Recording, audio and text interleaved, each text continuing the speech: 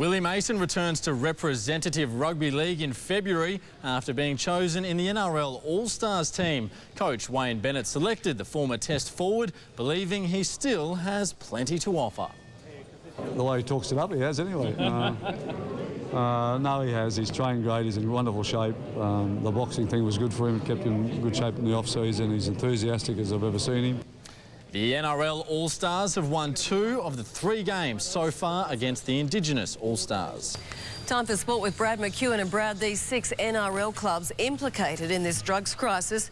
Tonight, they're still in the dark when it comes to any names or details. That's right, Sandra. The clubs involved today attended a crisis meeting with the Crime Commission and ASADA. What they were and weren't told next.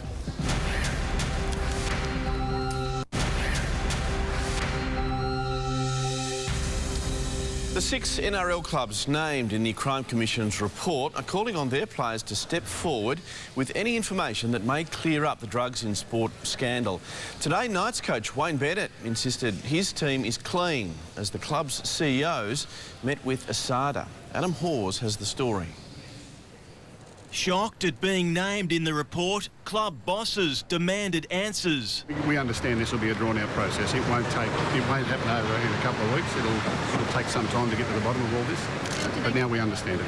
While names were withheld by investigators, clubs emerged cautious but confident of being cleared. From a club's point of view, you know, we're in a low to medium risk, and we have faith that what we've done in the past as far as our process internal and our protocols have been, been above board. So do you believe the Cowboys are a clean club? I do believe the Cowboys are a clean club, but until the investigation's over, you can't categorically say all that. The 6 clubs named calling for information from their playing ranks. We just have to cooperate with them now, encourage any players that may have been involved to come forward, and we will open up to those players. All of our supplements we used here have all been approved. We don't have anybody come into this place and inject any players. It just doesn't happen. The league boss shared little light at his first media conference since the scandal broke. I'm not going to speculate at all on anything that I've been told. On a day when David Smith was prevented from saying very much, he did manage to give this warning to the 10 clubs already cleared of any wrongdoing. I don't think anybody would want to rest on their laurels. At a school anti-bullying campaign, Roosters captain Anthony Minicello said he knew his club was clean. Now he wants the NRL given the green light. Yeah, definitely. Before the season starts, we want to focus on footy. We want to focus on these types of things, and hopefully we can get out and we can get it all squared away, and whatever needs to happen can happen. When we get to the end of this process, we'll have a better game. The fans sure hope so. Adam Hawes, 10 News. It is time for sport now with Ken. Good evening. Good evening to you, Peter. And there's the ongoing sporting drugs drama that is really getting under Wayne Bennett's skin. 3 weeks out from the NRL season kick-off, and the pre-premiership hype has been derailed. The Crime Commission's doping allegations in sport has left the NRL's pre-eminent coach unimpressed with the way it's been handled. It's been poorly done from the beginning, but we've got to live with that now, and it's not going to go away. It just doesn't happen in this club. And it didn't happen to the Dragons, it didn't happen to the Broncos. So there. Time for sport now with Jim Wilson, and the drug scandal has Wayne Bennett fuming. Chris, the Knights are one of 6 clubs under scrutiny from drug authorities, and Bennett isn't happy. Coming up, clubs and players put on notice, but where's the detail? Frustration and anger is growing among the 6 NRL clubs named in the sport drug scandal. Wayne Bennett expressed confusion over the Knights' involvement, while a veteran Test star hit out at the Australian Crime Commission for tarnishing all players in the game. Club chiefs from North Queensland, Canberra, Newcastle, Cronulla, Penrith and Manly were briefed by ASADA, but given few details. A low to medium risk around this, but until we get more information from ASADA and being able to speak to the players involved, potentially involved, we can't make any further comment. Knights coach Wayne Bennett summed up the frustration at all 6 clubs. I want us to confess to something. I've been racking my head what we've got to confess to. I've been through all my staff, I've checked with all the players. Whatever they're looking for, it hasn't happened here in the last 18 months. In Coffs Harbour, new arrival Jeremy Smith was placed on report for this lifting tackle on South's David Tyrrell as Newcastle scored 3 tries to 1. Knights coach Wayne Bennett renewed his call for refs to clean up the rucks. The players are tackled, they should be allowed an opportunity to play the ball, and they're letting them go on with it. And in the end, it's another 3 or 4 seconds on the end of the play, the ball. The Knights beat the Rabbitohs, and what a start from new recruit Jeremy Smith. He's on report for lifting. Someone had to be the first. While Wayne Bennett looks like making it another fun year for anyone covering his games. Name for a level, please. Wayne. Can you count to 3? I'll struggle with that. Sport now with Matt Carmichael and Wayne Bennett fired up after just one trial game. Mark, we'll hear what he thinks is ruining rugby league next. Wayne Bennett has pleaded with referees to stamp out wrestling, fearing it's ruining rugby league. Bennett's Knights were impressive in last night's 18-6 win over the Rabbitohs in Coffs Harbour. Halfback Tyrone Roberts scored 2 tries. New recruit Jeremy Smith was reported, but Bennett's major concern is the declining speed of the game. Everybody's, doing more wrestling than we've ever done before. It's not the product that I want to see, and I'm sure, the fans will start to recognise it after a little while as well. Plus the world according to Willie, who shows off the softer side. Wayne Bennett's anti-wrestling plea hasn't won support from his own players at Newcastle. Willie Mason was on the anti-bullying campaign on the mid-north coast after copping it himself last season. We got bullied last year. We got dominated a fair bit in our pack, and we bought some muscle this year. A wrestling victim against Souths, Mason says he has no problem with gang tackle tactics. I think everyone's, gets taught the same techniques, the third man in, all this kind of stuff. So it was just probably a copybook tackle on a big guy. Nathan Tinkler's ownership of the Newcastle Knights remains intact after the former billionaire settled tax debts with the ATO. But a third debt case involving A-League club the Jets has been adjourned by the federal court until April. Someone forgot to pay the power bill in Tamworth. After the outage, Cronulla turned it on. Paul Gallant's quad holding up. He's right for round 1. They set up the last try there, and it's just good to see him back out in that football field. I tell you what I can't wait for is the 2013 season in the NRL. What are you most looking forward to this footy year? For me, there are certain players in the game that I really, really like to watch, and 2 of those guys who I put in that category are Jeremy Smith and Beau Scott. So what I'm looking for and what I like about them is they bring a toughness and an inner steel to the football team, and they're winners, mate. And that's what I really like. And I think the new steel in Steeltown, that for me is the measure of it. What about yourself?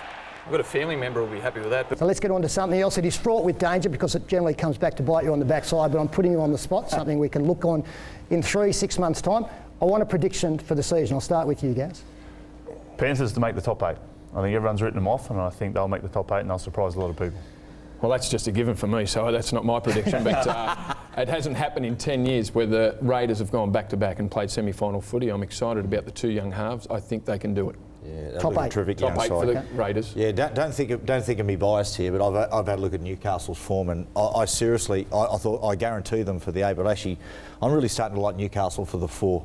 I think Wayne Bennett's got the vision in place, and they've got the side now. I think they're going to have a hell of a year, Pete. Okay, well, I hope you're right. Monday Night Football is back, bigger than ever on Fox Sports this season. The Foxcopter will bring a unique look from above, plus Corner Post Cam will take you as close to the action as you can get. Matt Shervington, Gaz, Andy Raymond, Greg Alexander and Warren Smith this Monday night from Hunter Stadium for the Knights-Tigers clash, 6:30pm, Fox Sports 1.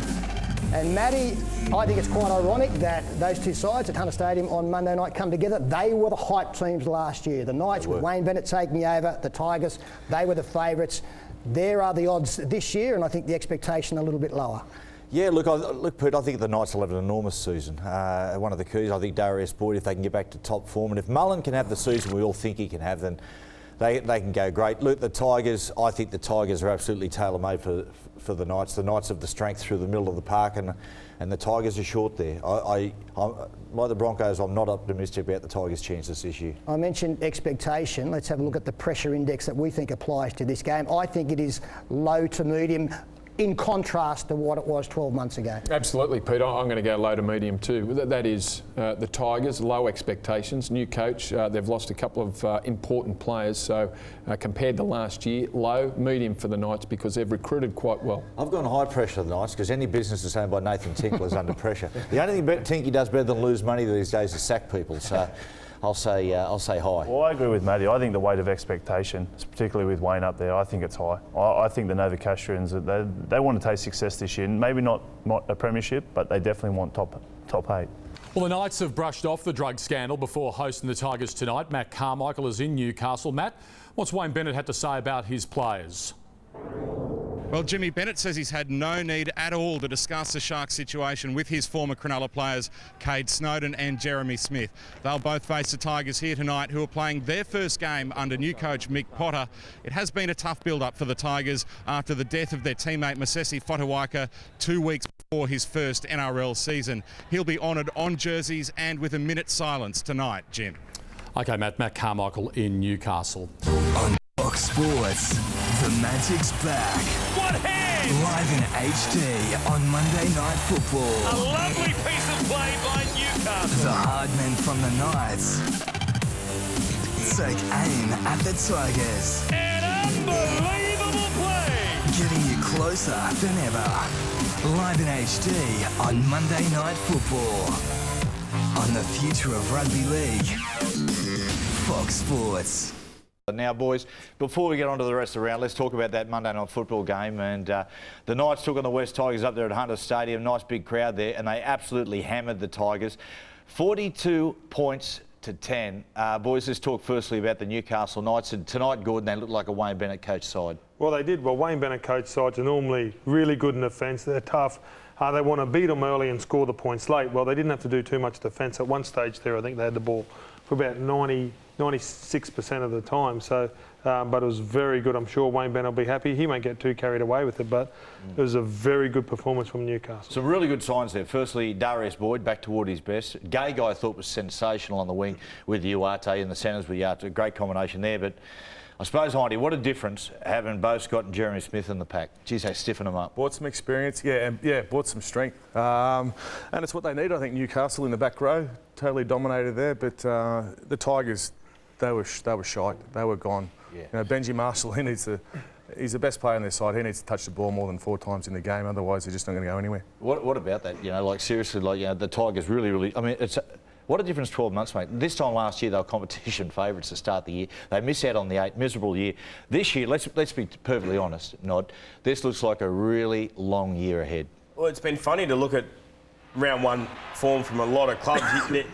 There is, in a way, a distance between the top sort of sides that have won round 1 and the sides that have lost round 1 have been very, very poor. So it's a new coach obviously expecting great things at the Tigers. Their playing style didn't change a bit. For the Tigers, it was exactly the same. I thought, as you said, Matty, you said Guy played good. I think having Gidley and Mullen together, they had a lot of width in their passing game, and it obviously helps when you got forwards going forward. Halves have got a bit of time to play, but that was certainly very damaging in the end. And when you got a finisher like him, he certainly had a night to remember. Yeah, he certainly did. Tate, great start to the season. Tell the other bloke who can really play, Gordon. He's been a great pickup for the Newcastle Knights. Real loss for the Broncos, Dane Gagai. Geez, he was good tonight. Yeah, well, he had some off-field problems, and obviously once that got all sorted out, because you're at training for 6 hours a day, so there's a lot of time that you spend away from training, and I think that, the Broncos will probably rule it one day, but the door will always be open. But he found a second chance, and he's making the most of it, which you would like. You would hate to see someone with this much talent go straight out the back door because he's failed again at another club. So it's great to see him there. His father played at the Broncos and was a great talent too, so fruit doesn't fall far from the tree. You've got to be very careful when you have that no dickhead policy at your club or players that don't play up, because sometimes you can let good ones go. And you've got to be mindful of how you manage them. And obviously Wayne very good at being a player manager in theory, and that's probably the strength of a lot of good coaches these days. Yeah, that comes with age as well, I think, though. I think he's another year older too, a bit more mature. Your dickhead stage kind of fades away once you get Are we using that language on this set? Well, everyone goes through a dickhead stage, but some of us never go out of it. There's the stats here. Look at 65% of possession to the Knights. That's what happens when you're kicking off all the time and giving the ball back. But, look, really worrying signs there if you're a Tigers fan. And Mick Potter would be just saying, what have I got myself into? Seriously. Did anyone have the Tigers in their 8? No. No, I don't think I did. I don't know. Not after tonight, anyway. No. Repick it now. I penciled mine in, I rubbed them out. You rubbed them out. Yeah, that's right. Yeah. What about the Knights? Very, very impressive. But look, I reckon they're a team capital, mate, than top 4. Well, I was reading the papers and I was believing the hypes of like a lot of other sides, so I didn't have them in there. because of last year, and I thought that it was an ageing roster. But on tonight, if I could change it, well, certainly they'd probably be in there. But how much do you take out of the Tigers' performance? You know what I mean, like we're talking how bad they are, who they lose, Beau Ryan, Heinington, Alice is a big loss. They've lost a lot of depth in that pack. And Lottie Takiri, and they were beaten on the flank, so maybe he might have read a couple of those better. But you know, they should have performed a lot better. It's massive game this week for the Knights. It's actually like they gave up and it's game one. Yeah, big game for the Knights. We get a great read on the Knights this week. They go to Brookvale to take on Manly, so that'll be some sort of game. We're going to get back to Hunter Stadium now. A lot of good performers for the Newcastle Knights, but here's Andy with the Harvey Norman Man of the Match. Once again, our good friends from Harvey Norman have come on board for our Man of the Match, a $1,000 gift voucher at their superstores. And he's racked them up over the last couple of years. Darius Boyd, congratulations, Man of the Match, and a great performance. Yeah, it was. We really wanted to come out the first round and show what we've been working all off-season. I think we did that tonight. It makes the sweat, the hurt, the pain and the heat of an off-season worth it coming out like that first up. Yeah, it does. I think we have a lot to prove this year, and I suppose it's a small step, but it's a good start for us, and hopefully we can keep up for the rest of the season. So much of the focus in the off-season was on Beau Scott and Jeremy Smith. A couple of tough dudes in the middle. They forgot how good you blokes were out wide, in particular, you know, the centres and wingers tonight. Yeah, I think we've really worked hard in the off-season. We really want to have a tough side this year, and a team that you put in the hard yards, and I think we all played a real well team performance tonight. Defensively, very proud tonight, no doubt. Yeah, it's something we definitely worked on, and I suppose the defence goes well. The tries seem to come back into the game. Well done, Eagles, next week. We wish you the best. Cheers, thanks, mate. Yeah, thanks, Andy. Well done to Darius Boyd. Difficult year last year, but you can't start the year better than that. And, I mean, the most obvious one was the very talented Matthew Johns, who completely overshadowed the village idiot, his brother Andrew. Here's him at Brookvale Oval in 1996 and just whacking one out on the full. Story of his life. There he is, just shaking his head. That was an absolutely shocking day. And here he is. Remember this night? He was abusing the touch judge, Matt Checkins. Yes. He used to lose his rag a little bit, Joey, and he'd just scream at look at that. And he was always a good winner. Watch this. This is his haircut. Look at that. There we go. Did he just blow a big oyster out there? What was that? Seriously, kids, don't try that at home.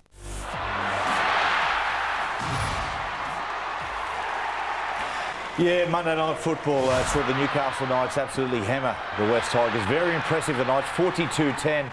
Kiyawate was absolutely outstanding, as was Darius Boyd. Well done to Darius Boyd, Dane Gay guy as well, but very, very dominant. Unhappy night for the West Tigers. Mick Potter, their new coach, won't be happy with that one. And look at Willie Mason, what a great character. Now it's time to head back to Hunter Stadium with Andy Raymond and Mark Gasnier. A performance from the Newcastle Knights tonight that they haven't seen since the M. Johns days. Gee, they were impressive. Competition leaders, and they did in round one, all you could ask. Yeah, exactly right. I think, you heard a couple of players after the game, they say they really talked about that, happy with the structure, happy the way things went. Particularly once they got 30 points ahead, they didn't start throwing it around willy-nilly. They stuck to that structure, which is a good sign. I've just been into the press conferences. We'll hear from Wayne Bennett and Kurt Gidley. We asked Wayne pretty simply, was he happy with the performance and the result, and was it reflective of their off-season training? Well, I know this much, what starts off in March doesn't really equate to what's going to finish up in September. I've seen teams go off at, day one look like how you're going to beat them, and by the end of the season they haven't even made the 8. So there's a lot out there in front of us yet for all of us. Yeah, our game plan is for our forwards to go forward and get us on the front foot like most teams, I guess. And I think they've done a good job of that tonight. And then you get an opportunity to shift the ball, I guess. Playing it down, and rightfully so. Wayne Bennett said he didn't watch a game all weekend. He also asked his players not to watch a game all weekend, just trying to keep the excitement levels down. Obviously worked. Yeah, look, I think it's a tactic. We used it in 2010. Sometimes you can get all footballed out. You try not to overanalyse things. And as he said, you get fresh and you get enthusiastic coming into your first game of the season. Did you always listen to him and do what he said? Always? Oh, look, he did target it to the individual. Did you ever? Yeah, mate, I did, because I wasn't a big football watcher. Yeah, OK, fair. As far as injuries are concerned, none for the West Tigers. For the Newcastle Knights, Jared Mullen, a few issues with that wrist. You spoke to him afterwards. Yeah, Mullows is going to get scans tomorrow. They say precautionary. but it's not looking good. Just like It's yourself. not looking good. Absolute stitch up here. The big Mark Gasnier. That'll just about do us from Hunter Stadium, Matty. Yeah, good one, boys. Thanks, Gaz. And big thank you to Andy there at Hunter Stadium. The West Tigers admit they were hurting emotionally during last night's heavy round 1 loss to the Knights. Back training this morning after a 32-point thumping in Newcastle. The players weren't making excuses but said the recent death of teammate Masesi Futuaka took its toll. You know, obviously it was a tough week and, you know, we buried one of our brothers, but, you know, we were playing footy and we didn't, weren't good enough. Akila Uate starred for the Knights, bagging a hat-trick in the 42-10 victory. And last night, the Tigers were humiliated by the Knights. New coach Michael Potter has plenty of work to do with the side. Danny Weidler, 9 News. So after round 1, the Knights' big win over the Tigers means they're on top, ahead of the Eels. The under siege Sharks sit in 8th place. Sacking coach Tim Sheens hasn't had the desired result with the Tigers demolished by the Knights. Flying Fijian winger Akila Uate destroyed the Tigers as they failed to fire and looked soft in defence in their first game under new coach Mick Potter. Everyone was embarrassed about last night's performance and, you know, it wasn't good enough for the fans. So it was just a tough night and, you know, we've got to improve massively if we're going to do anything in this competition. Uate celebrated his new long-term deal with the Knights by grabbing a hat-trick in the big win. Well, from one big man to two massive names, it's Players' Night on NRL 360. So it's time now to welcome in our 2013 regulars for the first time, Willie Mason, Braith Anasta. Evening, gents. Good evening, mate. So Monday night footy, it's only 2 sleeps ago. Knights 42. Was it, Braith? Tigers 10. Yes, it's a night we'd rather forget, to be honest. In all seriousness, was that an unexpected performance from the Tigers? Yeah, it was. You know, we've worked really hard this pre-season. We thought, you know, we were going to put in a better performance than that. So, you know, we were really disappointed about it. It was unexpected, and I can tell you the day after, we wanted to get out there and play this weekend's game then because, you know, we want a bit of redemption. We're disappointed in the way that we played, and you know, we want to turn things around as soon as possible, really. What about the Knights? Things certainly have changed. Yeah, I think, you know, we've had a good pre-season. We've bought some players that you know, that Benny loves to coach. You know, Beau Scott, Jeremy Smith, you know, Anthony Quinn, David Farlongo. So he's really steeled up the team and just put them pieces of the puzzle that he needs to, you know, hopefully deliver a Final Four spot or top 8, something like that. PK, I've got to tell this story. I watched the big man here fight in New Zealand in his charity boxing fight. Anyway, the coach came over to watch, and by the time Willie's fight had arrived, it was like he was watching his son. He was that excited. Anyway, I sensed the love was that heavy in the room. I started to worry about the inheritance. Thinking, what's doing here? He's pushing into my space. But I mean, how have you found Wayne? Your relationship with Wayne Bennett up there at the Newcastle Knights. What's he bring to a footy team? That's great. You know, I think the trust factor. You know, we've got a leadership group there, and he trusts us, and we're really enjoying it. You know, just the sessions and you know, everything that we do within the club. You know, he always asks us about the training sessions. We're always involved in things, and sometimes we run the sessions without him. You know, he has full trust in the leadership squad, and I'm involved in that, and really enjoying it. You know, he's just a breath of fresh air for coaches. At 32. Mate, you're a former serial offender, Willie. The old days. Wayne's turned you around. Lovable rogue. Yeah, well, Wayne has. He's turned him around, and Willie is now seen as a leader in the team. What do you do at Canberra? Is there a way to fix Josh Dugan? Yeah, I think there is. You know, obviously, I think Fernsy's done a great job. I think the team comes first. No one is bigger than the team, you know, or bigger than the club. So Fernsy's done the right thing, and whatever actions he takes will be for the club. You know, I think you know, Dukes has obviously got some issues there. You know, he's taken a photo, he's put it on Instagram, he's had a drama with the coach, you know, so he obviously goes a lot deeper than that. But you know, whatever Ferner does is going to be for that club. You know, so if he gets sacked, you're just going to take your medicine, Dugan. I've been in clubs where there's dramas between players and coaches and all this kind of stuff, and you just want to go out and have a beer, and it's never gone to this extent. sitting on a roof, drinking a pineapple cruiser, first of all. Is that embarrassing? The cruiser is embarrassing. Let's get a beer or something. I don't know what he's drinking, but like never to that extent. Like I've been in some clubs where it's been a very loose environment with the Bulldogs, with the Roosters, but it's never been to this extent, And if you're gonna, no one's ever done this. No one that I've ever known in my NRL career has done this. Not turned up to recovery, kept on drinking.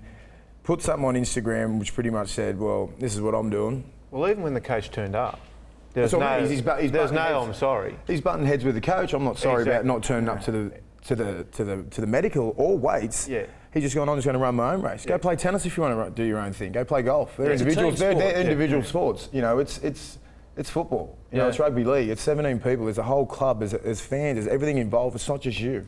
So that's what he needs to get around his head, and he probably will in the next 6 months. He might pick up another club. They'll probably get him because he's a talent, he's a good kid, but he's got some issues, but hopefully he sorts them out. Now, before we get the opinion on the issue at the Sharks and the use of supplements, this is from Kurt Gidley just yesterday.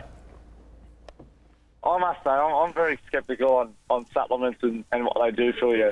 I think I'm a believer in protein shakes because I think they help you recover and they're a bit of a meal replacement. But as far as a lot of the other stuff, I don't know. I'm all about hard work and hard work on the park, and you get the best results from that. Protein shakes. You like the protein shakes, Willie? I don't have to get any bigger, mate. Protein shakes for little skinny fullbacks and wingers and halves. So, I think with the supplements, I can tell you how with the drugs in sports, the big scandal and everything. I know how the Knights work. Our sports science team is led by Jeremy Hickmans. He obviously gets the stuff from Musashi. I've always had stuff from Body Science, and it goes through him. He goes through ASADA, and it all gets cleared. It goes through Wayne, and then Wayne clears it all. So we put all our trust in Wayne, and who wouldn't, And then it gets dealt to us, and they're only protein shakes. They're only like recovery things, and it's nothing, Until the things that are happening at Cronulla. When if someone comes up and goes, brush your protein shake, I'm going to jab you with a needle. I'll be like, well, what's that? Red flag? That's a red flag for me. I'll be like, what's in that? That's not a protein shake. The needles you get from docs are with cold and flu, local anaesthetic. Yeah, I'd agree. Vitamin B shot. That's about it. Hey boys, thanks for your company. That's all we've got time for. Cheers, well, thanks for having us. So thanks for coming on. Willie Mason, Braith and Anasta. And the Knights, they were very strong also. I mean, it was second year under Wayne Bennett. You'd expect the Knights to play well. Yeah, look, barring injury, get out there at 7. Well, we played them, just under a month ago, and they were fantastic. They're big, strong. Awate's just re-signed for the club, which is great news, and they're going to be very, very hard to beat. Look what's happened to the Tigers. You leave, and look what happens to them. Yeah. Oh, I hate to tell you. Geez, they were ordinary. Yeah, I told you so. But I think, just on that, I think Newcastle this year are going to give a good push as well. We played them in a trial, and they were very strong and very fit. So look, Wayne Bennett is still in the top 3 coaches that's ever coached the game, and they're going to buy in his second year. Going to buy in to what Wayne Bennett's all about. If you buy into Wayne Bennett, he gives yourself so much belief that if you just play to his game plan, that you're going to win games of footy. So the Knights are going to go out believing that they're going to win every game of footy, and I don't think that they've done it in the last 2 or 3 years. I thought they were fantastic, the Knights, but I think you also got to consider they did have 65% of the ball. Now, that's a massive amount of ball, and they probably should have won by that many points. As highs and lows? I enjoyed the quality of the entire round. Slats, it was such a brilliant start to the season, and we probably really haven't celebrated as much as what we should have. But for me, the steel edge... Sorry, James, where were we? Good as gold, Slats. For me, the steel edge that Wayne Bennett has really added to Newcastle. We saw them put 40 points plus past the West Tigers, but it was those little 1% things that we saw from Jeremy Smith, Beau Scott, those players that were really brought in to repair a deficit that we saw last year where the Knights, Wayne was on the record as saying they were lacking a little bit of mongrel and a little bit of edge. We saw them score some absolutely sensational, brilliant end-to-end tries, but for me, it was the hard work that some of those forwards did that really stood out. And last night, the Eagles showed they're going to again be a team to be feared, smashing the Knights 32-0. Danny Weidler, 9 News. Some welcome news though for Newcastle supporters after that heavy loss to Manly. Willie Mason has been cleared of a calf tear and should be right to play with a long turnaround to Monday night footy next week. Not so Dane Gagai, scans to his ankle revealing he'll need at least a month on the sidelines. Kieran Foran said after the game, they asked him, what did you think of the display? And he said on Triple M, he said, I thought we were pretty poor, to be honest.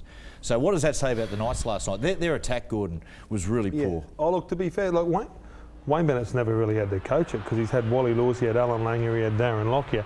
Then he went to the Dragons and there was criticism, but Darius Boyd saved him there. They had that big swooping play and then the Knights, they scored last week, but the Tigers were really poor. And I reckon the Tigers were more disappointed than Knights being excited, but they showed that when they got up into their face, their halves got rattled again, you know. And then I've been waiting for Jared Mullen to stand up for a long, long time, and Gidley and these guys and Darius Boyd have that season where, you know, he was probably nearly the best player in the comp all year, and you're waiting for him to regain that form. Will Wayne be concerned?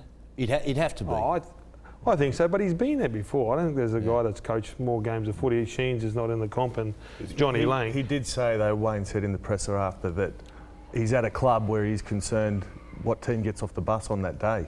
Wow. Where he's been at other teams where he knows what he's going to get. He's had great leadership and he's had great players. Like, no one was more competitive than, Alan Langer and Kevin Walters and Darren Lockyer, those type of players. And obviously he's trying to teach the Knights to get that.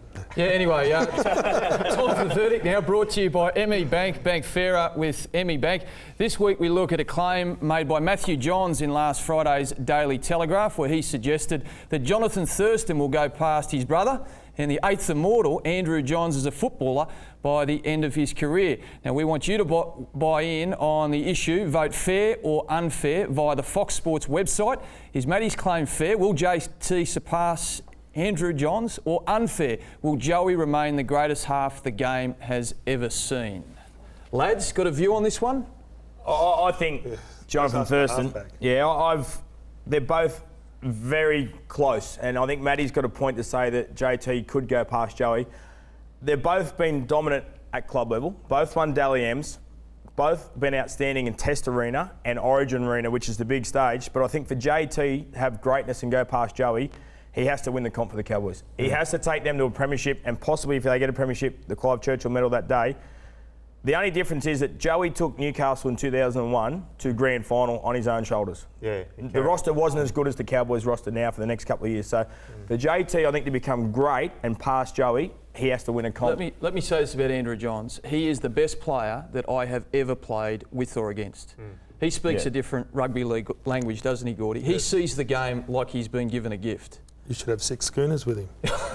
He speaks a different Joey's one of those guys, and it was strange because Nighty had a great rivalry with him where Joey would wear number 14. And no disrespect, but when he comes on, and he might play hooker, it was just like a whole new ball game because he was tough. Yes, we were. Yes, we were. But do you know what I was sick of him coming and swapping jerseys after the game, and it was always number 14. I don't have a New South Wales number 7, Joey's just one of those players where Wayne Bennett picked him at hooker and we're playing the Kiwis. And he turned to us and his webcam, he goes, "Get on my back, boys." And it was just the confidence. You know how you play with players that you love playing with and they give you confidence. He just said, and then he was flying out. He didn't have to do that. Like, he was such a gifted player, but he could play physically as well. I remember that game where we played. Andrew Johns, I think, dropped from hooker to 5'8". Because Kevy Walters was injured. We won the Test series over in New Zealand. Anyway, most of us went out and had a beer to celebrate, and on the way home from the pub back to the hotel, a couple of the front rowers, Brad Thorne and Shane Webke, decided to celebrate another way. They ate every burger on the McDonald's menu because it was the last game of the season. No schooners. Okay, now, Matty, you created a little bit of debate again out of last week's show when you said this. I've made myself particularly unpopular in the Johns household tomorrow because I know you wrote about Johnathon Thurston today. I write about him tomorrow, and I say within 2 years I believe he'll go past Andrew Johns as the greatest halfback we've seen. Did I say I meant Cooper Cronk actually? No. We'll get to that. Have you heard from little brother at all? And it's funny, I haven't. No, he's okay. I did hear from the family. Dad rang up and And he's sort of it was about a 10 o'clock phone call at night on a Friday night, so with Gary, you need a bit of interpretation there. Yeah, exactly. But, look, and the thing about it is, Pete, the game, my point is this, is the game, the baton gets passed all the time. Of course it does. It absolutely does. It's the game evolving. If in 10 years' time, no disrespect to Andrew, if we're still saying Andrew Johnson's the greatest halfback we've ever seen, then the game's failed. The game must move on. Well, it's a bold opinion, and we thought we will go out and talk to some of the other premier halfbacks of recent times and see what they had to say. Matty, this is a good topic. I'm wondering if Joey's been around for dinner in the last week. But a question like this is so subjective. Two fantastic players, two different styles of players. Johnathon Thurston, of course, picked up his first Dally M in 2005 and really has dominated the NRL and been in the top handful of players over a long period. If that continues into his 30s, well, I guess you could mount an argument. But Joey, for mine, the 8th Immortal, late last year he was named. And look, I think he was the complete player. Not privy to all the careers of the Immortals, but as it stands at the moment, Joey's the best player I've ever seen. I think Thurston was probably a little quicker or faster over 10 metres or whatever, but Johns was a consummate playmaker. They're both great goal kickers, and particularly Andrew Johns was a great defender as well. Thurston is as well. I just think they are both catalysts for their team's attack, and I see Johns as the playmaker. I'll probably see Thurston as the game breaker. They're both very close, and I think Matty's got a point to say that JT could go past Joey. They've both been dominant at club level, both won Dally M's, both been outstanding in Test Arena and Origin Arena, which is the big stage. But I think for JT to have greatness and go past Joey, he has to win the comp for the Cowboys. No, and it's unfair. It's unfair, and I don't think both those players, both those guys, Joey and or JT, want to be compared. It's a talking point for us, for people who are outside the game, and unfair on those who aren't involved in the game anymore, such as Joey. I think we should all sit back and applaud and respect the standing in the game that Joey's got. I think we speculate with those types of things too much. He's an immortal. He's the greatest halfback I've ever seen, and I've got all the respect in the world for Johnathon Thurston. As we all do, 4 wonderful halfbacks in their own right, just giving their opinion there. The one thing I think you did do was spark Cooper Cronk on Saturday night to be a part of the discussion. Well, Pete, I said when I wrote the article, I said, when Andrew was named as the 8th Immortal, they said he's the complete package, the greatest halfback we've ever seen and may ever seen. I said, I look forward to what they say about Johnathon Thurston when he retires, and look forward to what they say about the bloke who'll go past Thurston. Comparison is healthy in sport. We talk about black caviar and Farlap. We talk about would have Tyson beat Ali. It just goes on and on. Yeah, absolutely. Now, North Queensland, who were beaten by Melbourne on Monday night, they will travel to Hunter Stadium for Monday night football and take on the Newcastle Knights. Cowboys are slight favourites in this one, and both sides had 32 points scored against them last weekend. Coincidentally, unfortunately, the Knights didn't trouble the score at all, and they're the Cowboys slight favourites, $1.80. The Knights at home, $2.05, and it's a very, very skinny line here. You played Newcastle first up, Braith, on a Monday night. They put the sword to you. What were they good at that night that they didn't produce against Manly last weekend? Well, I'll say clinical. They made no errors. They got to their spots and they made us pay, and they were consistent throughout the whole match. We made a few errors, but they took advantage of that. You could tell that Wayne Bennett had a similar style to like when we played the Dragons back in the day. It felt the same. They just kept, once they had you, they just put their foot on your throat, and they gave you no room to move. And I suppose that was the big difference, is they didn't do that against Manly, and they made a lot of errors against Manly. I couldn't believe the Manly game. I mean, I live on the Northern Beaches, so it's been a bludger of a week for me. But seriously, I looked and I thought that Newcastle would have got the job done. I had that feeling. I thought they had, the pack to do it. But man, their attack, their defence. They led in 32 points, but the amount of pressure that their attack put on their defence, it was never going to hold. You got the feeling, I was there calling that game, and Manly's defence really ruffled their feathers. And it's like they come in a bit underdone and playing against the up and in style of defence, and they didn't know how to counteract it. But just seeing the guys how they were after the game, I actually think they'll turn it around this weekend against the Cowboys. Their body language, it was kind of like they're going in with a bit of a siege mentality already for this game. Well, all the sides that have had big scores put on them have come back, and that just seems to be the way it is, early in the season, no doubt. But it's a tough road trip to Hunter Stadium, and we know that North Queensland in previous seasons haven't travelled that well. Here's what Evergreen centre Brent Tate had to say about making the trip to Newcastle. A lot's been spoken about Newcastle's forward pack, how they've bolstered up with Jeremy Smith, and that's going to be a challenge for us up front, and especially out wide, having Kurt Gidley back there, he obviously adds some stability, and he adds a real, another dimension to their attack. So it's a big challenge for us, especially playing down there at the Knights. They always turn up and play a good brand of footy down there, so it's going to be a big night for us. Yeah, big night up there in front of a big crowd, hopefully. It is a tough road trip. I remember when I first got signed to the Knights, I was a groundsman, and they used to get me and Joey, Alan McMahon, who's no longer with us, God rest his soul. Macca used to come and see us and say, boys, get the high pressure hose, and he said literally just drown their dressing room. You always go there, it'd always be wet. That was the reason. Smash windows. One day they played the Dragons, and the Dragons had Martin Afire and Ricky Walford, and me and Andrew were on either 10-metre line, those last tram lines, for an hour, just turned into a mud heap. Just to slow them down. So we were always up to some old tricks. And they were very different sheds to what they are these days as well. A lot Middle different. of winter. Great fun. Who do you like? I like the Knights. Yeah, I think the Knights will bounce back. I think especially at home as well. You're a Newcastle man. Gamble responsibly, but I really like the Knights. Okay. Well, I'm the odd one out. I'm a North Queensland fan, and I think they can travel and win. We've got more coming up on Sterlo very shortly.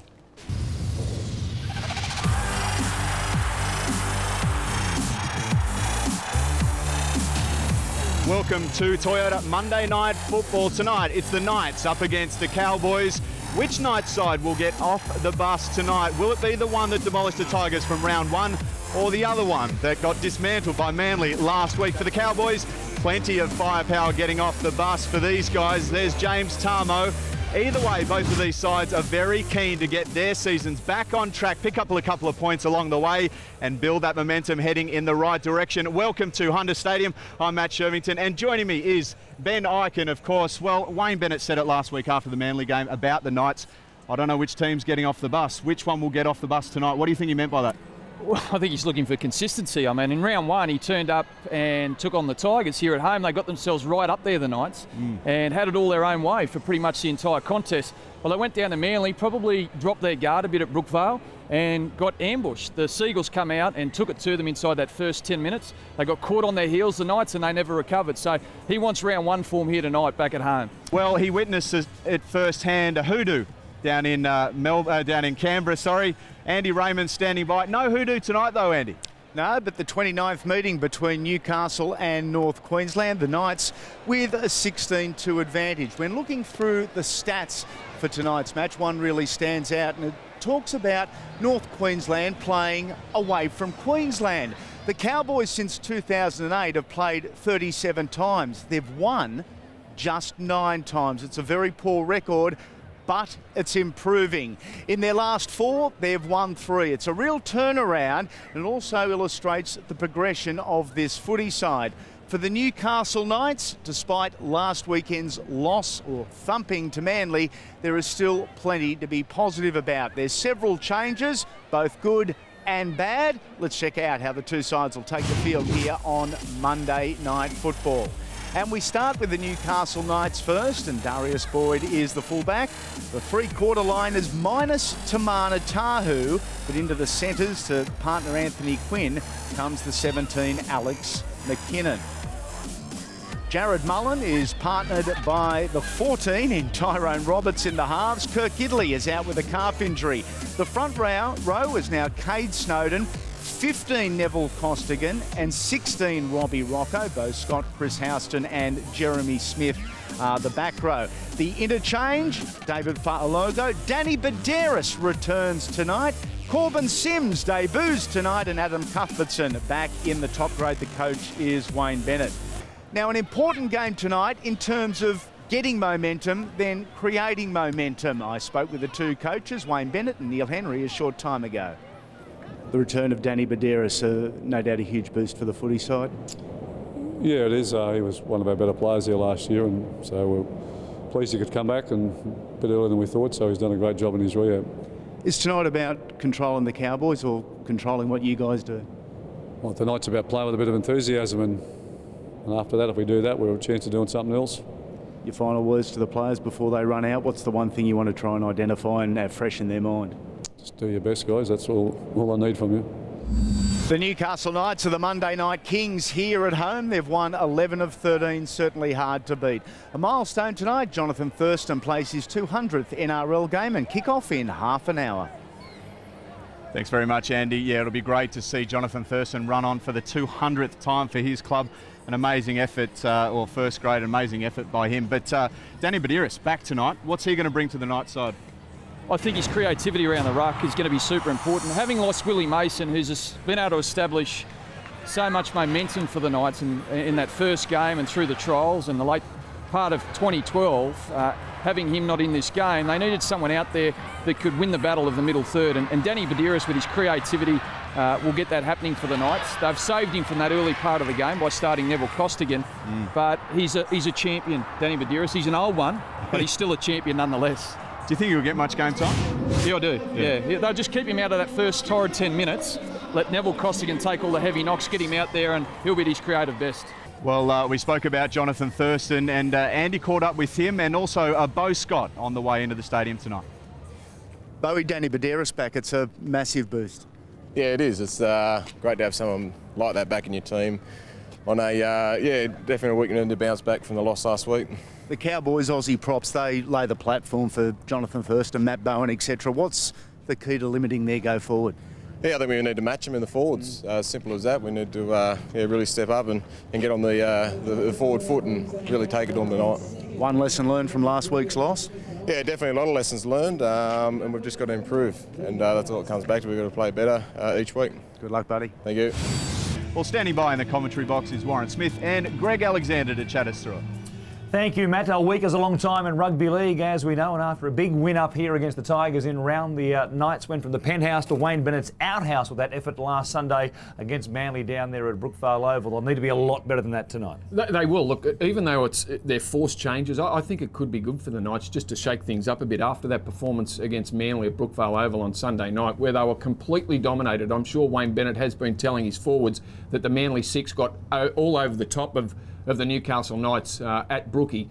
I think they'll be up for the game physically. Whether they've got enough points in them or not, we'll have to wait and see. But I think they'll be ready to take the Cowboys on. No doubt Wayne Bennett would have been working on that with Aquila Uarte defensively in the lead up to this game. Wayne Bennett has been helped out by the build-up in the forwards for the Newcastle Knights. Jeremy Smith, Beau Scott joining Newcastle this year, and also David Farlongo back in the NRL, better known as a South Sydney Rabbitoh before playing 3 seasons with Huddersfield in the UK Super League. Yeah, off the bench tonight in his first game for the Newcastle Knights. He's a tough cookie and they'll need to be tough up front. It's a great matchup, isn't it? Scott and Tamo up against the Newcastle pack. Willie Mason not there tonight. They'll need some enthusiasm. They'll need someone to lift them. They'll be looking for that when Farlongo gets on the field tonight. And if he can help the forwards do a job up front, we'll see what Darius Boyd can do at the back and out wide in particular, chiming in. It didn't work out well to begin with in his first half of the season last year after linking up with the Newcastle Knights, but things were starting to happen by the back end of the season, and there were great signs in round 1 against the Tigers. I had a very confident start to the season. Round 1, I thought he was the best player on the field. There's no doubt that out the back is where he presents the greatest threat to the defence, and talking of defence, he came up with a try saver in that instance. But Darius Boyd, I like the fact that he doesn't just rely on set plays to get himself involved. If he needs to, he can come into dummy half and go for some scoots where he can be just as dangerous. Well, ball security is one of the big things that Wayne Bennett talks about in the lead up to a game. It's one of his mantras, along with a good defence and playing for each other, which he mentioned when speaking to Andy Raymond earlier on. We'll wait and see what sort of ball security they come up with tonight, because against the Seagulls at Brookvale last Sunday, Matt, they completed only 65% of their sets after completing 80% against the Tigers. They want to be back up more towards 80% here against the Cowboys tonight. Yeah, thanks very much, guys. Always handy hanging on to the ball. If they can do it tonight, I'm sure it will benefit them. Well, Wayne Bennett hasn't been shy in enticing players to the club. The guys quickly touched on Jeremy Smith there and Beau Scott, coming from that 2010 premiership winning side of the Dragons. Jeremy Smith, why would he want him here? There's a bit of a love affair with these types of players, but, you know, specifically on Jeremy Smith, he's a winner. You know, he won a grand final with the Storm in 07, a grand final with the Dragons in 2010, and you look at those numbers down there, 23 tackles, 8 hit-ups, 70 metres averaged across his career. He's got a big motor and the work is quality, but he sets standards in terms of toughness and discipline. And that's why Wayne Bennett wants him in his side, because he knows when Jeremy Smith is in this forward pack at the Knights, like he was in the Dragons, that he's the type of guy that other young forwards want to copy and follow. And that means the world to a footy team. Yeah, well, let's go back to the commentary box. Woz and Brandy, let's grab your tips and last thoughts.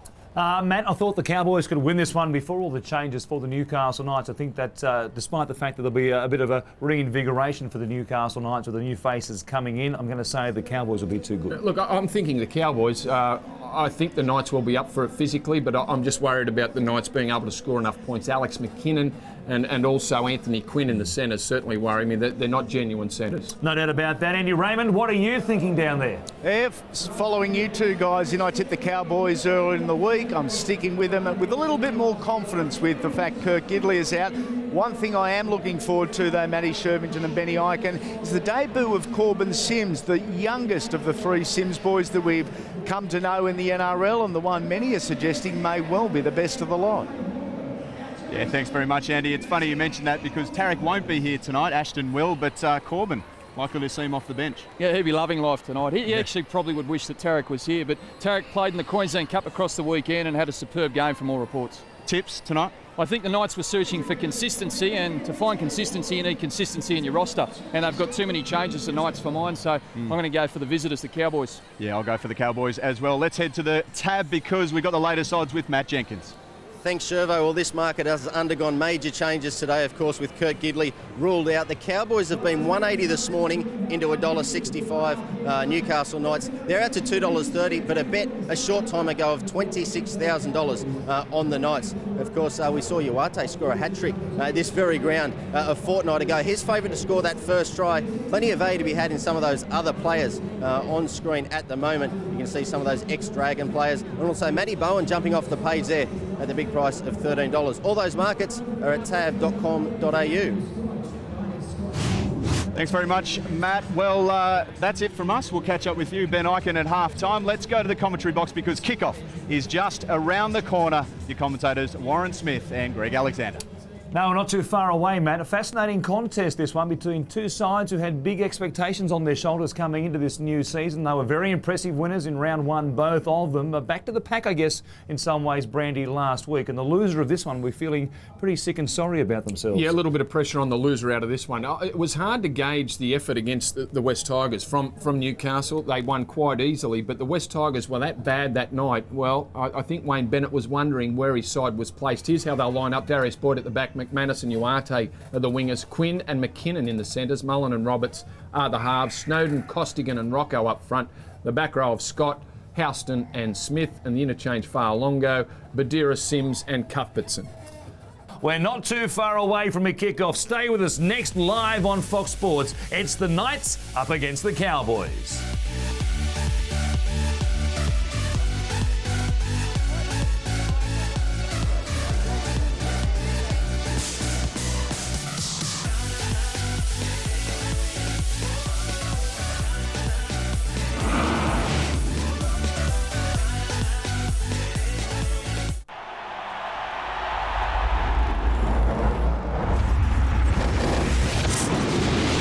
Citizens of Gotham wouldn't know it, but it seems there's trouble at Wayne Manor. Your biggest fear, coach of the Knights, is which team gets off the bus. Seemed to play last week, didn't come here tonight. If that wasn't bad enough, word has filtered through that the Joker is plotting to storm the castle. Holy hilarity! We better light up the night sky and call for the Caped Crusader. James McManus without a cape because he doesn't need one. But is it too late to stop his evil excellence from succeeding with this poisonous plan? Can the Knights escape this calamitous caper? Will the Joker's band of happy henchmen rule Gotham again? You haven't seen drama like this until you've seen Monday Night Football.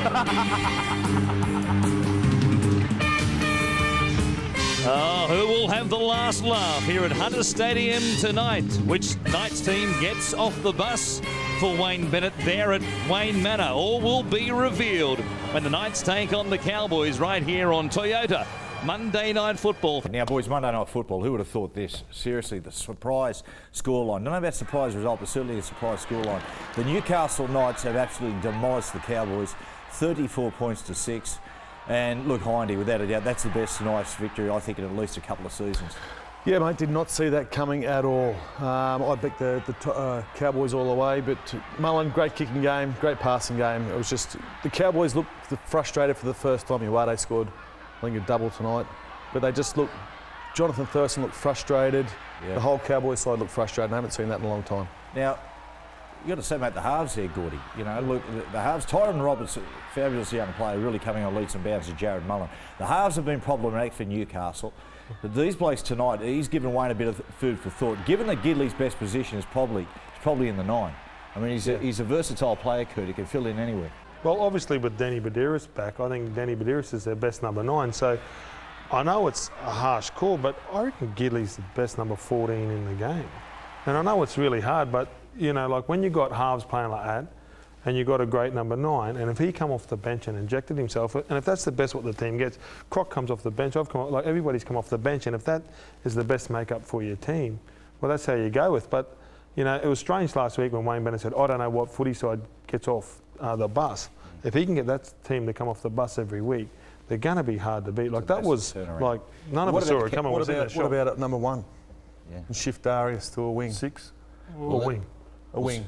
Yeah, I mean, there's endless possibilities, isn't there? There certainly is. They're going to be a stronger side with Gids in the team, aren't they? It's a good headache. Yeah, but you know, I mean, like if he's going to come on and play 60 great minutes and be upbeat and all that, and then not wear himself out, a great 60 minutes from Kurt Gidley is better than like a good 80. You know what I mean? But like, if you get an unbelievable 60, I'd have the unbelievable 60. Now let's head back to Hunter Stadium now with Andy Raymond, who's with the man of the match. The Harvey Norman $1,000 man of the match goes to the Knights 5/8. Jared Mullen, congratulations. Now, that was a pretty complete performance. Yeah, it was. Different team to last week, that's for sure. But I come back to home crowd definitely helped. No, it wasn't easy losing Gids and Mason before the kick-off, but the boys that come in done a good job. What's the most pleasing part of the game? Oh, definitely the scoreline, especially our defence. They got quality players all around the park, so to keep them to 6 is a big effort. Danny coming back but losing Kurt. Tyrone was outstanding and almost got the money off you. Yeah, he's a good player too, and back at halfback where he's most dangerous, so I thought he had a great game. What's the key to consistency? I just turn up every week at training. We've been very consistent here at training, so it's got to turn up. We're back here next Sunday, so looking forward to that. Will the coach be happy with this performance? He'll be happy with the result? Well, you won't show it, but he will be happy. Well done, mate. Thanks, mate. No, thanks for having me, Norman. Cheers. Under Jared Mullen, player of enormous potential, and he might be just starting to realise that. Great win for the Newcastle Knights. Yeah, welcome back to Toyota Monday Nights, and a big win at Hunter Stadium for the Newcastle Knights. 34-6 over the Cowboys. Knights absolutely outstanding. Jared Mullen was man of the match. Well done to the Newcastle Knights and to Wayne Bennett. This Sport Report is proudly brought to you by Bridgestone Select. When it comes to tyres, when it comes to auto care, come to Bridgestone Select for service that moves you.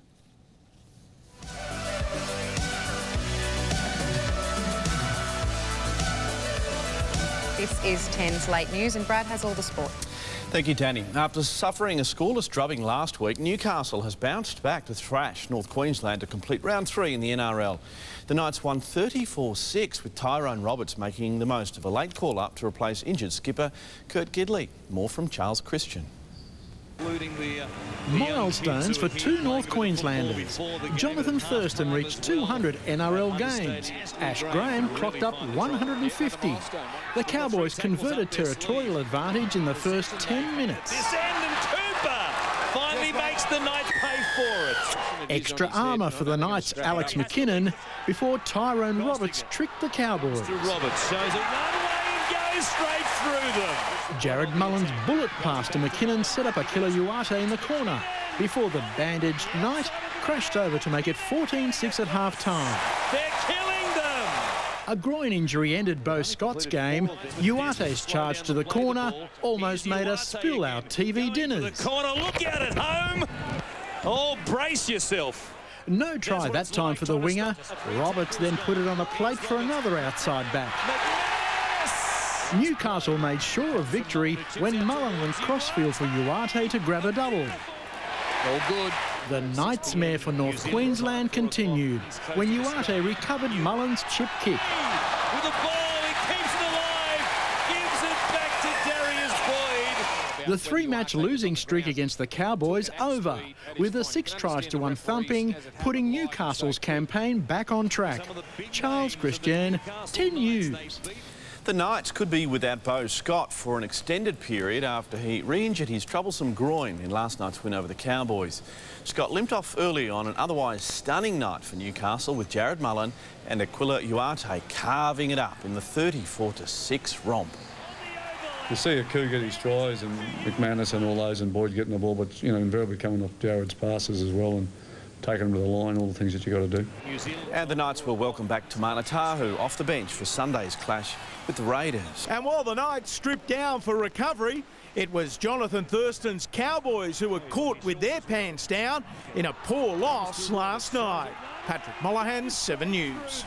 The Rabbitohs and the Storm are unbeaten after 3 rounds, while the Dragons and the Warriors are the only teams without a win. And our league insider Laurie Daly picks 6 winners, taking his season tally to 17.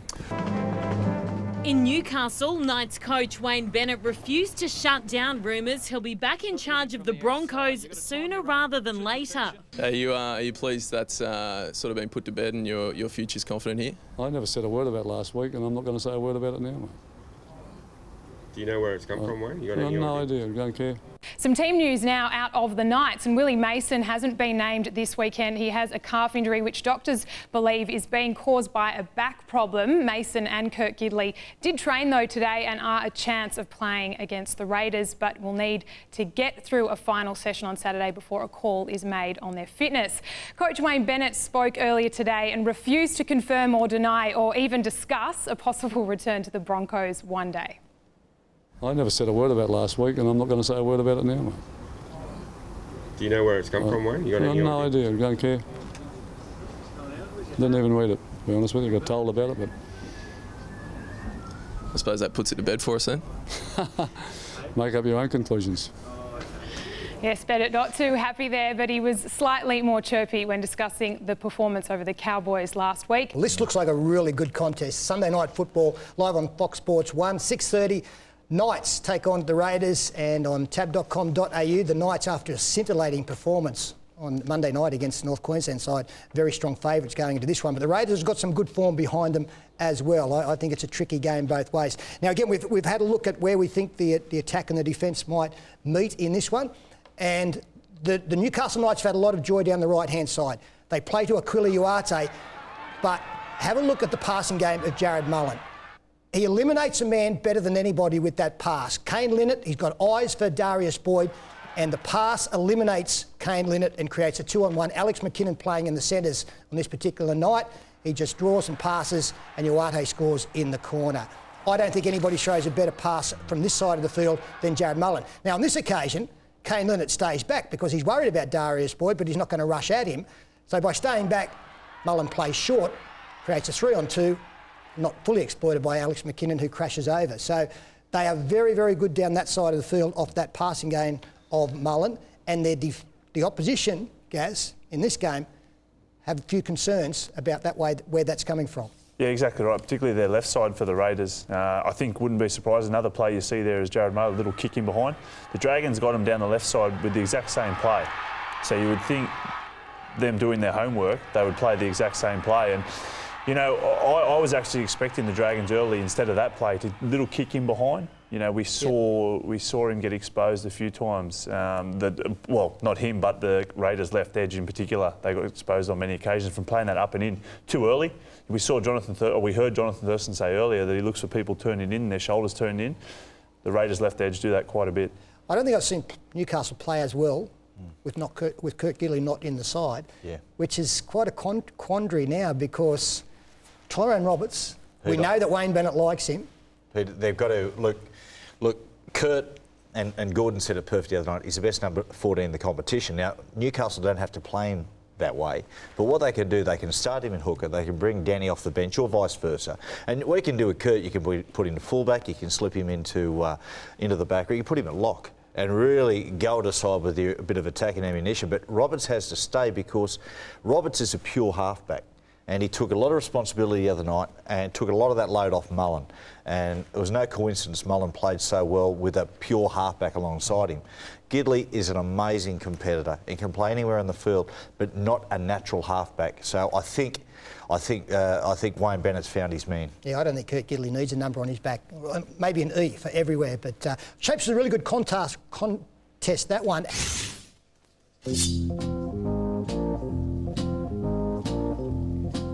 A bit old-fashioned. I like a bit of the old music, a bit of AC/DC. Always trying to bust out a bit of Marvin Gaye, Sexual Healing. Like oven, I need your loving. Are we still talking about music, or? And baby, I can't hold it much longer. It's getting stronger inside of me.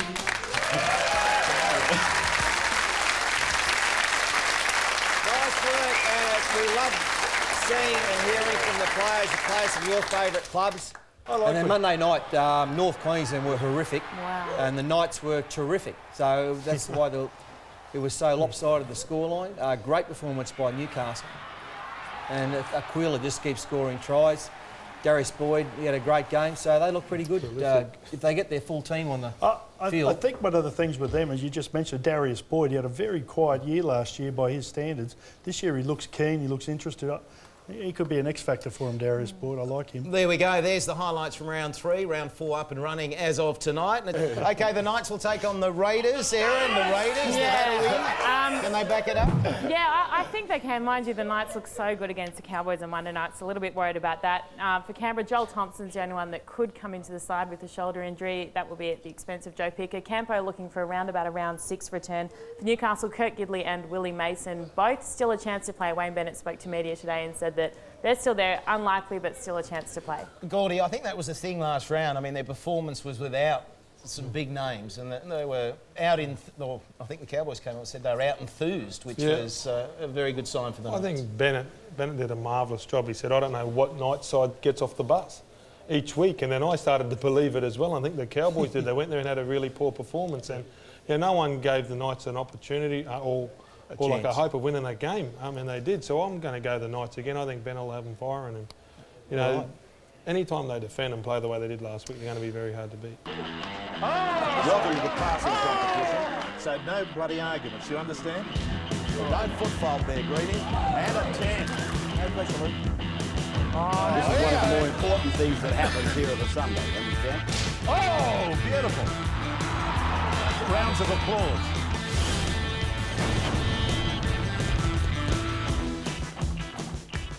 Welcome to KFC's Freddie's Pass Off. We've had to have a minor change to our schedule today because obviously Todd Carney's getting some scans on his ankle.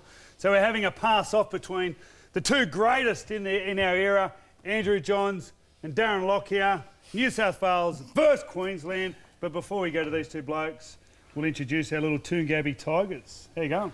Good. What's your name? Josiah. Josiah, it's a good religious name on Easter Sunday. And yours? Aiden. Aiden. Yeah. Favourite player? Aiden Tolman and Ben Barber. Righto, and yours? Darren Lockyer and Cooper Cronk. Where do you come from? What? Where do you come from? I come from... You from Toongabbie? Yes. Come on, man, he's a Queenslander. Not today. What we're going to do, change the rules today. We're going to make Andrew Johns and Darren Lockyer 5 passes each side, so a score out of 100. And I think Darren Lockyer... Visitor up. You're up first. Righto. Joey's always bag you till you can't pass right to left, so... Right to left. All right. Hey, dudes. Do you breathe in or out when you pass? You can't go on the grass, all right? Together. So just either side of the grass. Feed the ball back to Dukes and I.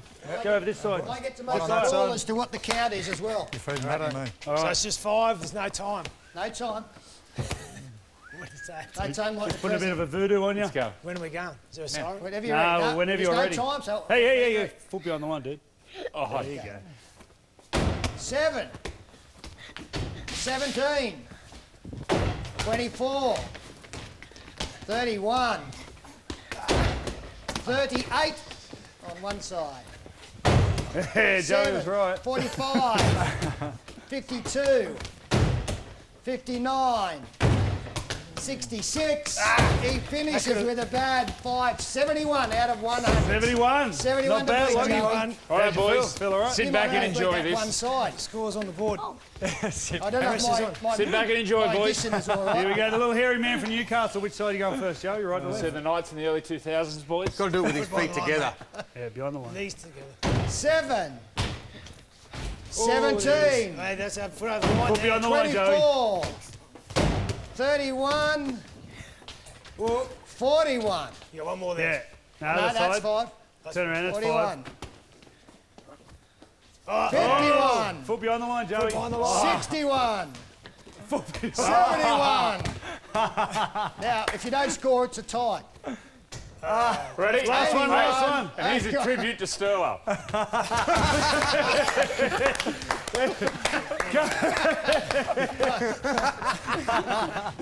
Sterlo, tell us about that. I've done me over. Combo Ginge. The quickest way to get from point A to point B Come back is doing that. Yeah, there should be more in it. He just did Congratulations. Thanks, mate. Yeah, too good. Bad luck. There's one for New South Wales. Thank you guys for coming in, and good luck for the rest of the season. Well done from Tune Gabby. And we do want some of the poor boys to come in. We've got some spaces left. So go onto our website, sundayyfootyshow@9.com.au. Come in and be a part of the action, just like the guys have this morning. So drop a line and come and join us. That's it for our pass off. We'll be back. We're going to cross with Lachlan Coote up at Centrebet Stadium to preview the big game out there this afternoon. Well done, guys. Well done. Yeah, have a go.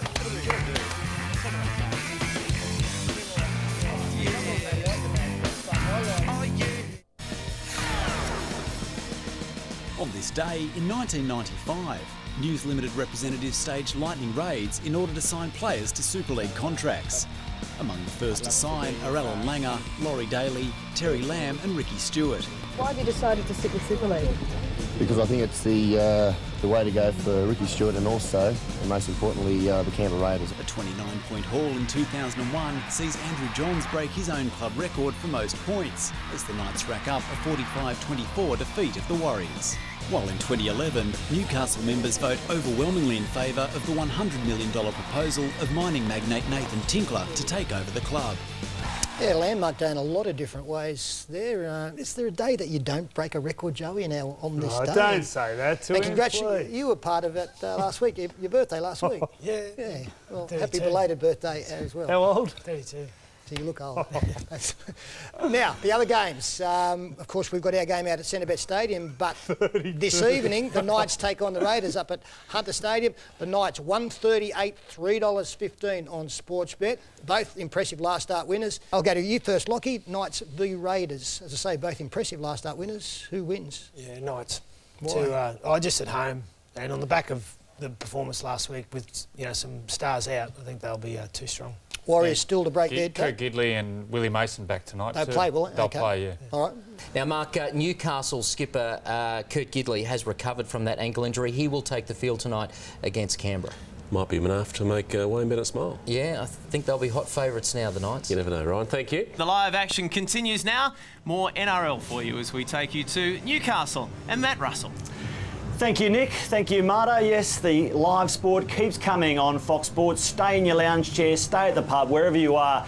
We hope you will enjoy Sunday Night Rugby League, round 4 of the NRL. You can see the conditions in Newcastle, ideal for a fantastic game of football. Great to have your company. Matt Russell sitting alongside Gary Belcher. Mark Gasnier will be along shortly. Badge, we look forward to this game because both teams are in winning form and both posting big scores last week as well. The Raiders put 30 on the Dragons and the home team, Newcastle, put 34 on North Queensland. In fact, the Knights' home form has been irresistible. Yeah, the Raiders' only win was at home as well. That's the concern for me. me. They haven't been great on the road this year. 2 big losses, in fact, the Raiders and the Knights did the same when they played away from home against Manly, but they've been very good. The Newcastle Knights, particularly rounds 1 and 3, looked great last week. A lot to like about them, and some big names coming back as well. So I think the Knights fans should be pumped about this one. Yeah, the teams are well into their warm-ups. A big crowd building here at Hunter Stadium.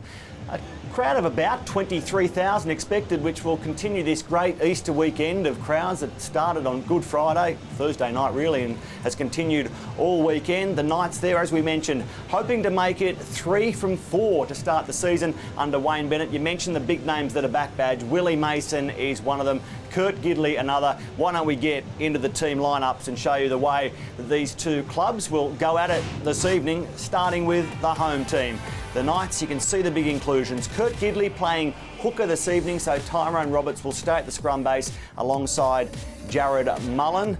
Willie Mason into the front row. The bench now reads Danny Badiris and David Farlongo, Neville Costigan and Adam Cuthbertson, Wayne Bennett into his second year as Knights coach. As for the Raiders, changes for them as well. And the change comes on the bench with Joel Thompson returning from injury. The coach, David Furner, hopes that last weekend's opening win can become 2 wins this evening, but they've got a big assignment against this Newcastle team that really believes at the moment. Yeah, there's a lot to like about the Knights. I think significantly Gidley coming back at hooker, Tyrone Roberts holding his place at halfback and played very well there. Great combination with Jared Mullen last week. And also Alex McKinnon played really well on the right side. Tamana Tahu was actually available today and played in the New South Wales Cup, so a big rap for Alex McKinnon as well. They've got some good options, some good depth, the Knights. Let's go down to the sideline and say good evening to Mark Gasnier. Gaz, what do you make of the Knights with Gidley back, but Roberts and Mullen side by side still at the scrum base? Yeah, good afternoon, Matty, Gary. Look, I think it's a handy addition. It's a bit surprising myself to see Kurt Gidley start the match. I think when you're coming up against the Canberra forward pack, who are one of the biggest in the competition, and Kurt Gidley coming off a shoulder reconstruction, I thought he might have come off the bench. Nevertheless, Willie Mason, big addition, as I said, against the big pack. And I think the way they controlled the game last week, that would be the cornerstone of what they're trying to achieve tonight. I know Wayne is big on that. He would have been over the moon with last week, and I think he'll want him to repeat it out here. OK, Gaz, thank you. We'll hear from you again shortly, but for the meantime, let's go down to both the coaches. Wayne, the return of Kurt Gidley and Willie Mason, how significant is that for the Knights?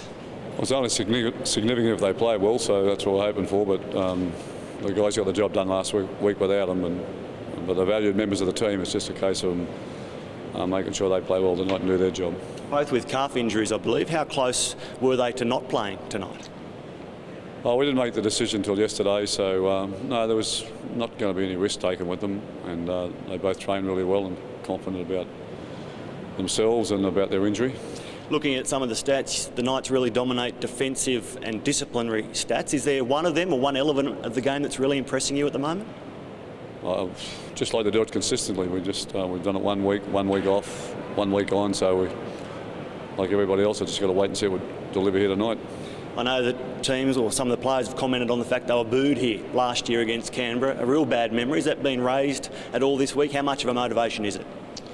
Oh, no, we did play badly here last year against them. There's no doubt about that. It certainly was a low point, but we've all moved on from there. I have anyway. Good luck. Thank you. It is great to have you with us for Sunday night football on Fox Sports, coming to you from Hunter Stadium. Who can finish the first month of the competition with some real momentum? Will it be Newcastle? Can it be Canberra? Both winners last weekend and impressive results as well. The Knights putting 34 points on the Cowboys. The Raiders delivering 30 to St George Illawarra. Brett Kimmorley delivering some last-minute instructions to the Raiders, who hope to go 2 in a row after breaking their duck last year. Matt Rustling commentary alongside Gary Belcher. Mark Gasnier is sideline badge. This should be a good one. Yeah, given the way the Knights have performed in their 2 home games so far this year, Matt, you'd expect they're going to come out of the blocks firing. They have put some nice early points on, and it's been a problem for the Raiders, getting scored against early and then having to fight their way back. The Knights with some big inclusions and hoping to make it 3 from 4 in 2013. There's the back line: Boyd, McManus, Quinn, McKinnon, Uarte, Mullen and Roberts. The big changes are up front. Kurt Gidley is back from a calf injury in the hooking role, and Willie Mason alongside him as prop. Both of them overcoming calf injuries that kept them out of that big result against the Cowboys. But Darius and David Farlonga go to the bench as a result, alongside Neville Costigan and Adam Cuthbertson.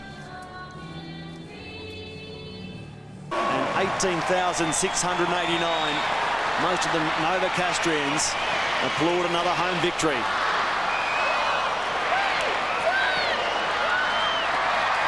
Count it down, and the Knights celebrate. 28-12. Siren gone? I don't think we had any more. 3 from 4 for Newcastle this season. What a platform for Wayne Bennett and his men. A real springboard into some success through the middle stages of this year. Yeah, it's a great start for them, isn't it? And of course, as a coach, you want your side to win at home for a start, and then if you can rack up a few away as well, you're going to well and truly be in the 8. The Knights have done just that. 3 excellent wins at home. They've turned the tables on the Raiders, who got them here last year. It looked a bit dodgy at one stage, down 12-10 at half-time, but the break did them the world of good. Came out and played some solid footy. Very controlled, good kicking game, played territorially. The Raiders come out of their half too often. Back-to-back wins now for Newcastle, who next week head to Cogra to play St George Illawarra. Fittingly, I throw down to Mark Gasnier. Yeah, thanks, Matty. Here with one of the key figures in tonight's win, Tyrone Roberts. Tyrone, first of all, tonight, a great win. Is that, or did it all go to plan tonight? Yeah, we didn't change nothing this week. You know, we had a good week last week and we didn't change nothing. We just wanted to come out here and, just do the little things right, and the results coming in. What do you think's been the key to your guys' success over the opening rounds of the season?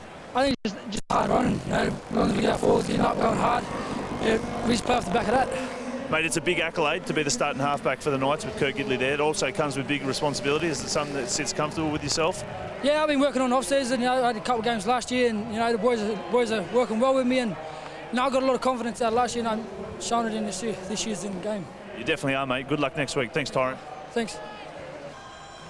It's been a good Easter for Newcastle, and the crowd that turned out here on behalf of Gary Belcher, Mark Gasnier, and the entire Fox team. It's been great to have your company. Happy Easter. Enjoy your Monday. It is good night from Hunter Stadium.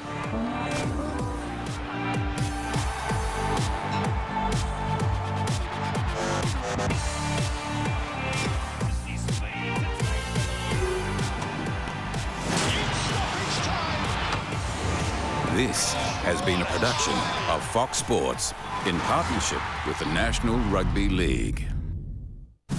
Last night, Newcastle beat Canberra 28-12, with Tyrone Roberts staking his claim for a full-time role at halfback. This collision between Blake Ferguson and Danny Badiris not considered a shoulder charge. There'll be coaches around the league putting this one at arm's reach, because that is not a shoulder charge according to the referees. Very, very surprised. There's been a lot of hoo-ha about it. I only just had a quick look on the replay, and I think it summed it up. Hold on. Adam Cuthbertson hadn't scored a try since 2011. He crossed twice in 20 minutes to complete the Knights' third consecutive home win.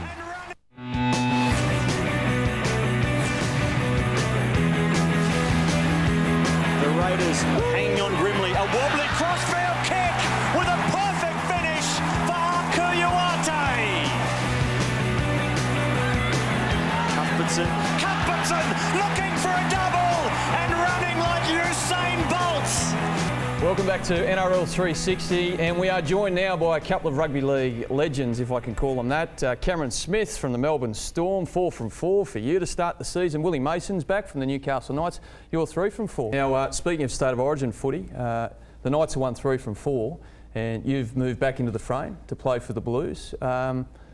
You excited about the talk around you maybe going back to State of Origin footy?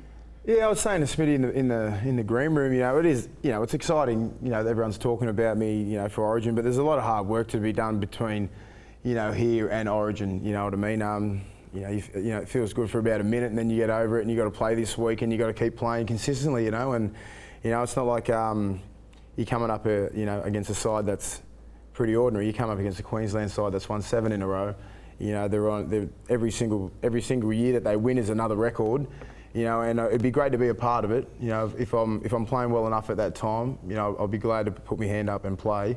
Because I love playing for the Blues, and You know, I think they're about time to lose, I think. 7 in a row is enough. Now, I said you've both got off to good starts with your respective club sides, the Storm and the Knights. 4 from 4, 3 from 4. Your latest victory came against the Canberra Raiders on Sunday night, and inside that game, that crazy little dummy half that you've got up there, Danny Badiris, decided to put our young little hooker. Yes. The youngster, yeah. Fresh legs. Just fresh legs, put the shoulder charge on. Blake Ferguson now, it escaped penalty inside the game and was straight past the match review panel, so he wasn't charged. What was your view on the tackle? You know, in that instance of the game, you know, his line speed is probably one of the best in the game. And as you can see here, like, you know, Bedsy, Ferguson is charging onto that ball. Bedsy's going up as hard as he can. Where's Bedsy supposed to go? You know, like he sort of turned his head because he knew that contact was going to be big. There was no intent for a shoulder charge or anything like that. Bedsy doesn't play the game, and anyone who's played with Danny Badiris knows that he's a fair play. He plays the game hard, and that's what happened. It was no way that he meant to hit his head on Blake Ferguson. Well, I would say the same thing about the Richie Faoso tackle on Ashley Harrison. I was saying to Smitty, no one goes in there going, oh, I want to smack this bloke and hopefully my head hits his head and he gets knocked out. That's the first thing you want to protect is your head. But surely you agree that there's got to be measures in place here that sort of thing can't happen. Well, that's hard to police. That is hard to police, and so is Richie Faoso. Bedsy had no intention of knocking Blake Ferguson out. You know, Blake Ferguson's 108 kilos, Bedsy's 85. You know, and that collision there was it was big, and Blake Ferguson's come off second best. I've got no drama with that tackle. Like, me personally, I wanted the shoulder charge to stay in the game. But if you're going to penalise one, you've got to penalise all of them, I believe. Exactly like that, right. Like, you know what I mean? I've got the same opinion as Will. You know, Bedsy's not a dirty player. He plays the game hard, though. Yeah. But what happened there was exactly what Richie Faoso did. Richie's 20 kilos heavier and hit him a bit harder, Harrison harder. But the same thing happened. They were classic shoulder charges. There was two, you know, head on head. Like, I'll put my hand up in that game. I went flying out at Tills and had no idea, no technique whatsoever, and hit Tills with a shoulder charge. But he went straight in his back and got straight back up and played the ball. Yeah. Play on. It was a textbook shoulder charge. So they're missing a lot. You can't. I mean, it's hard to police for the refs, which is probably one of the hardest jobs they've had to do. They've got this obstruction. They've got you know, the shoulder charges. So their eyes are everywhere, and they can't watch everything. But they just need to get it right. Though, over the lack of consistency. It is. I think with not just with the shoulder charge. I think with this obstruction rule is the main thing that could cost the game. That could cost the grand final. So they want to get that right before. You know, I'm glad that the NRL and the judiciary and everyone, whoever's got in control of all that, has actually come on the front foot, saying, "Okay, we're wrong. We're going to try and change the way that we're ruling this rule. And we're going to change it for the better of the game." So I applaud the NRL for doing that. But the shoulder charge is still a grey area. You know, blokes are flying out of the line, and you know, in the middle there, you know, me and Cam are defending in there. There's big contact, and the contact's still going to stay there. Yeah. What about them actually missing that? As long as there's no head on head, I think you can't police. And the fans want to see the contact. I mean, that's that's what separates us from union. Yeah. What can you? How can you avoid? Like, you can't avoid at the speed of the game's played now. Sometimes you just can't avoid head clashes. It's not a nice part of our game, but it happens. No. And that's why I was for the shoulder charge. But let everyone know, if you make contact with someone's head with your shoulder or arm, you're in strife, boys. It's hard to go. I mean, like, Bedsy's that height, and like, you know, Ferguson's 6'3". It was just the back of, you know, the side of Bedsy's head hitting his cheekbone. I've been in a similar tackle when Kidwell hit me. And let's be honest, let's be honest. You passed me the ball. It was the biggest hospital ever. You passed me the ball, so you threw it in the air, and then he flogged me. Oh, that's all I can remember. Now, Josh Dugan looks set to sign a reported $2 million 3-year deal before yet another social media brain explosion. He took to Instagram or Twitter. Look, I don't understand that whole thing, but he's been back on there saying things that he now regrets, and it cost him a chance to play for the Brisbane Broncos. Now, as I'm led to believe, you blokes both have Twitter accounts, is that right? Yeah, that's right. So help me understand how you as individuals use Twitter to maybe connect to the fans. Yeah, I think a lot of fans will, you know, text you like via Twitter saying good luck, this and that. You know, anyone who follows you can say whatever they want to you in 140 characters. You know, you can fit a fair bit in. Yep. You know, and you reply and you retweet stuff and all this kind of stuff, and it's all for the club mainly. It's all for promoting yourself, and it's all for, you know, just to talk to the fans. You fitted quite a bit into a couple of your replies too. Yeah, I can fit a lot of words in 140 abbreviations. And it's a lot of abbreviations, and it's just the way you handle it. Yeah. You know, Dugan, and obviously I've copped a fair bit of like personal stuff on Twitter, on Instagram. What do you do everything with that? like? Mate, I just block them. Yeah. You know, like I'll probably say whatever your tool, or, you know, just give them a little bit of a spray back and block them. Yep. Just I wouldn't go to the next level because you can really get to you and it can start affecting you, and you just lose sleep over it and stuff like that. Some blokes really, and they got into Dugan about his family, about this and that, and they've done the same with me. And I've just, you know, it's just the way that you handle it. Yeah. You know, you can go on the you know, defensive and just starts nailing the bloke, and he's just sitting there laughing at you going, what an idiot, I can't believe he bit to that. Exactly, and mate, I can't believe he bit. And most of the guys do, and like I've had it, I'll just block him, then it's over. He can't get to you, and that's it. Like that's all you have to do is block a person, and they cannot write anything back to you, and everything on your page is all erased. But if you want to keep arguing with him, then other people get involved, and then so anyone who's following you or following them, they can all get involved in this argument and start smashing him, because at the moment, Dugan hasn't got a leg to stand on. Do you ever grab kids at your club and say, listen mate, just pull out of this, just get away from this, because Dugan's cost himself a $2 million contract. Okay. Now he's since deleted his Twitter account, but he's kept alive his Instagram account, because for some reason he wants to keep in contact. That's how he keeps in contact with his family. Now why they don't have his phone number or whatever, and they can't text him, I don't know. But I tell you what, you'd be on tenterhooks if you want to get players, and he's that susceptible. Wayne's big on that, and he doesn't want.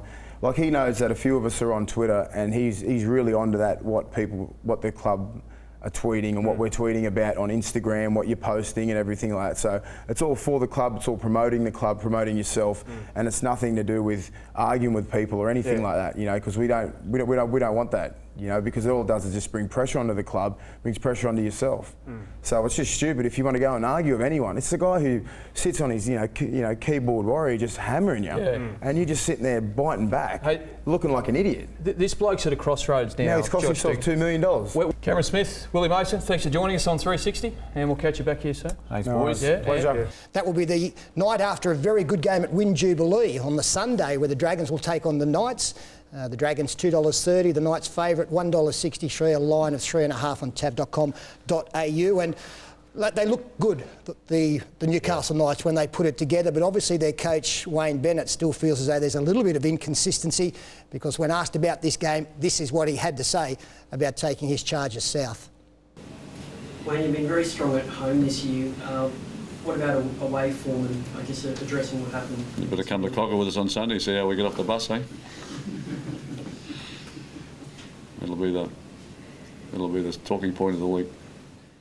He's such a jokester, he might take him down by train or something just to throw us all out. But I'm not surprised that the Knights have gone for the structure that they did the other night, and that's bringing Kurt Gidley into the dummy half role for the first 20 minutes. When Danny comes on, Kurt goes elsewhere, and Tyrone Roberts plays at half. He's a good young player, and that structure works, I think. And look, the sides that have success are the ones that got pure halfbacks, not manufactured halfbacks. Tyrone's a pure halfback, and look, he gets targeted in defence, but you know, most halfbacks do. He's been fantastic. He's been a revelation to this team, and it allows Gidley to do what he does best, and that's just buzz around the park. What do you think about the Newcastle Knights? You mentioned them earlier as a side that you expect to be in the top 8, Rob. Yeah, I think so. They showed that against us round one. They really steamed through us in the middle, and we found it tough, especially up there at Newcastle, and hopefully their away form will pick up like it is at home. We'll take a break now and come back and have a look at a big game out at Win Jubilee at Cogra this afternoon, where the Dragons will take on the Newcastle Knights.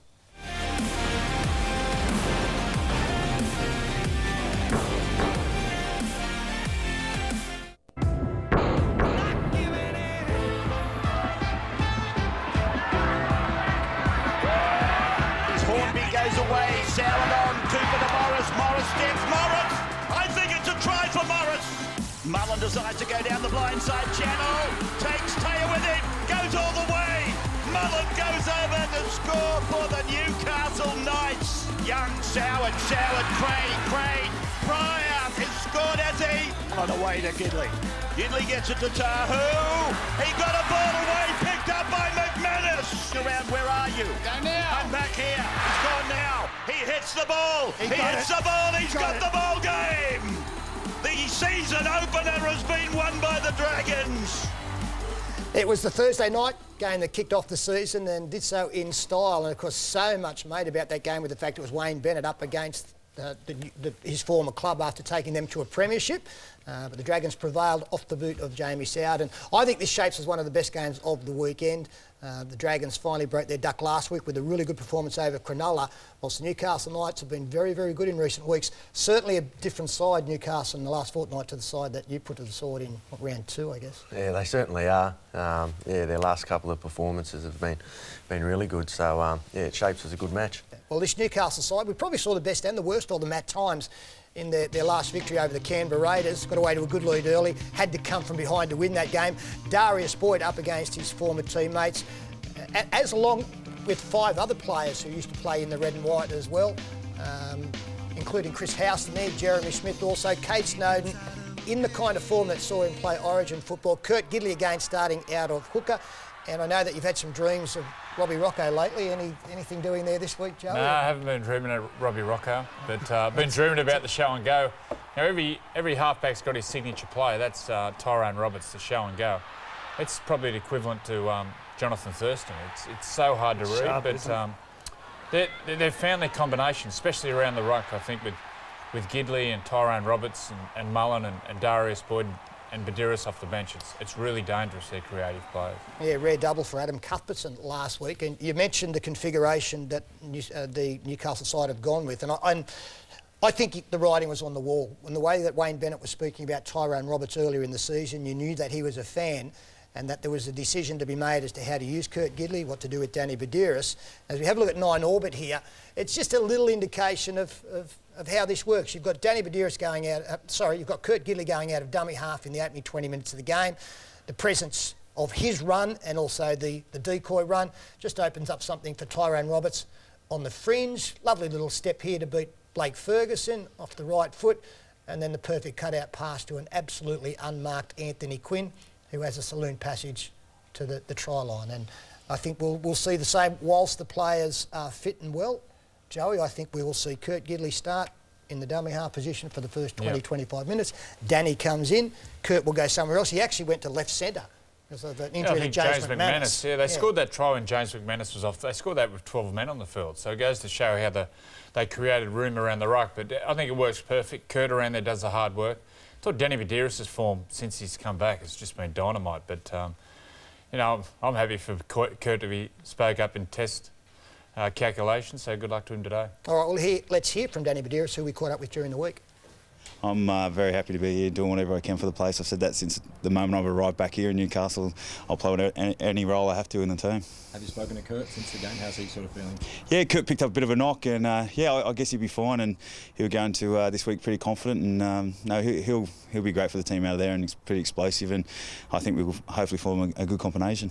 Good to go down with him, I guess, down for another away game, considering the one away game you've had this season was for a bit below par for you guys. Yeah, it'll be good to go on the road and prepare well. If we keep winning at home and give ourselves every opportunity to make the top 8 at home. But away is where you test yourself, and we're looking forward to taking on a pretty confident St George team after their good win on the weekend. And he might come into the game after 20 minutes, but he has an influence straight away, especially defensively. He sets a really good line speed that they follow. Great leadership qualities, as always, for Danny Badiris. Now, this show has always been about exclusives, especially with the likes of Andrew Johns and Brad Fittler sitting alongside me. And going back a couple of weeks, this was revealed. Now, the Knights have just finished their last training session before the Cowboys tomorrow night. Danny Darius is playing. I don't know if I'm being stitched up, Joey, but Joey tells me that's how you pronounce it. Sure you pronounce it like that. He wouldn't stitch you up. He's the only bloke I've met who pronounces his last name wrong. Everyone else calls him Badiris, and he calls it Budaris. Well, it's hard to get Johns wrong. It's hard to get Fittler wrong. It's hard to get Sterling wrong. But you're saying that for all these years, and he made his debut a long, long time ago, did Danny. All right. Well, what's coming? I don't know. Let's see. what the reaction was, the reply. Mate, I've been called a lot of things in my time with my last name. Bedzaras, Budaris, Budapest. But one day I said my name's Budaris, and all of a sudden he's taken it and run with it. So, you know, it's very European. It's from French German, but the Australian way is Budaris, and I'm happy with that. But yeah, it's Budaris. Do you think it's Twice differently then? He just... He said it differently. He just said Badiris and he said, but it's Budaris. He's a head case. So I know he's watching. It's clear as mud Bedsy. now. Okay. I'll give you a recommendation who to go talk to. We want to thank Mitch Hughes from NBN for catching up too. And the bloke laughing in the background, if you had a guess out of a Newcastle player who'd be there taking a bit of the mickey, who would it be? Willie'd be close, That's wouldn't exactly who it was, Willie Mason. Okay, let's talk footy this afternoon. What's the situation out there between the Dragons and Newcastle? Yeah, as you were saying, Joe, I think the Dragons in with a good shot here. Punters disagree. The Knights are overwhelming favourites are $1.70 and the Dragons are $2.18. Money's probably going 2-1 for the Knights. The line's 2.5. Couple of try scorers, Brett Morris, he's at $10, and Aquila Uwate, he's at $8. And if you like them to score any time during the game, you can get them at $1.80 for Uwate and $2 for Brett Morris. They're great finishers. They're probably the best finisher in the game. Yeah. Well, so's Morris, actually. So the mega bet this week, and you've had a lot of success in the opening month, is Jared Mullen to score a try. Yeah, it's 150th game, so congratulations to Jared Mullen. He's got to just score a try, $6 in your kick. I love the way you do your research for sportsbet.com Absolutely. on our show. Absolutely. Right, we had an email during the week saying if we can rate the spines of the football teams. Now, we've classified the spines as fullback, halfback, 5/8 hooker. So we thought we'd just go through the top 5, starting with Newcastle. Mad Dog? Yeah, Newcastle, I think their spine is really developing well. Jared Mullen's been outstanding this year, and obviously with Kirk Gidley, where I believe it's his best position moving forward at hooker with Danny Badiris interchanging there. And then obviously with Darius Boyd, who I believe is one of the best fullbacks in the game with his ability to pass. So the Knights with Tyrone Roberts now in the number 7 look very good. Now, we've got a big game coming up out at Win Jubilee this afternoon. The Dragons up against the Knights. It continues a great history between these two clubs. I've got a feeling we're going to get a classic, maybe something similar to what we saw back in 2003, which featured a couple of our Sunday Footy Show panellists. And Adam McDougall is back, his first match since April of last year. I hadn't played for 18 months, I've been out with a knee injury, and I'd only run once before the match, so nervous and excited. It was a mix of emotions, and coming into this game, it was a must-win game for us. You know, I was a little bit off the pace, a bit rusty, and my opposition, Nathan Blacklock, managed to score the first try. He's won the jump over McDougall. Luckily for us, we hit back pretty quickly. Win goes in to score. And before we knew it, the Dragons scored again just before half-time to make it 18-6. In the first half, we didn't have a lot of good luck, but in the second half, we got a bit of good luck early in the game. And a knock-off for the Dragons. And Joey was good enough to capitalise on it. Takes them on, Thomas over the line. Kennedy draws and passes. McDougall scores. 3 tries to the Knights in almost 3 minutes of football. The game continued to throw a lot of excitement out there, and we went from being in an attacking position to all of a sudden Tamanata, who threw a loose pass.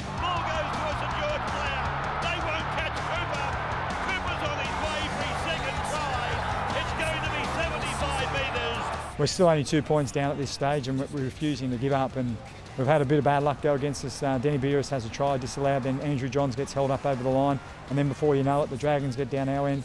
They kick the ball with a grubber, the bounce goes against us, and the Dragons are now up by 8. St George Illawarra score.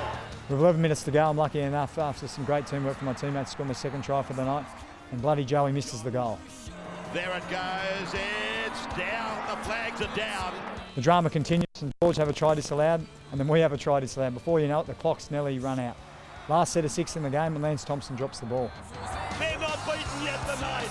Only with seconds to go, I'm lucky enough to find the ball in my hands again. I'm over for my 3rd try, and a try that equals the game. And the crowd, the noise was just deafening, the excitement, my teammates running over. It was just such a great night after being away from the game for so long. I was so excited, and now it was up to Joey to win us the game. Full time is here. John, it's coming around. It's coming back. He's going to get it. Yes! Andrew Johns has kicked it. What a wonderful sporting moment. 32 to 30. You know, come the hour, cometh the man, and that was Andrew Johns. And the rest is history.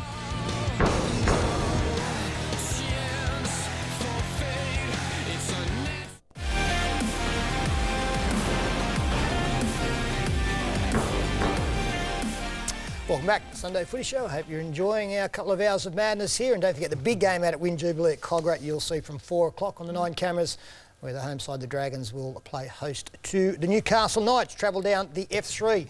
You've travelled from where you normally are over here to be on the panel, Erin. So that means you've got some important news for us, I gather. Slowly but surely, Sterlo, I'm creeping after up. this, I know. I'll get there. We're looking over our shoulders, we are. Now let's take a look at the rest of the injuries now, thanks to spray on ice. And Titans centre Brad Takarangi is still struggling with a hamstring injury. That will be monitored this week. Teammate Ben Ridge suffered a pec injury. Club is hopeful it's not too serious. Brisbane forward Johnathon Louis has a grade 1 medial strain, expected to miss 2 to 3 weeks.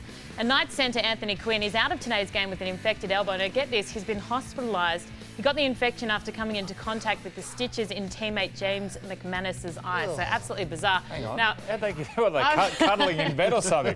What are you up to, Quinny? You said it, Joe, not me. Yeah. The Dragons are back.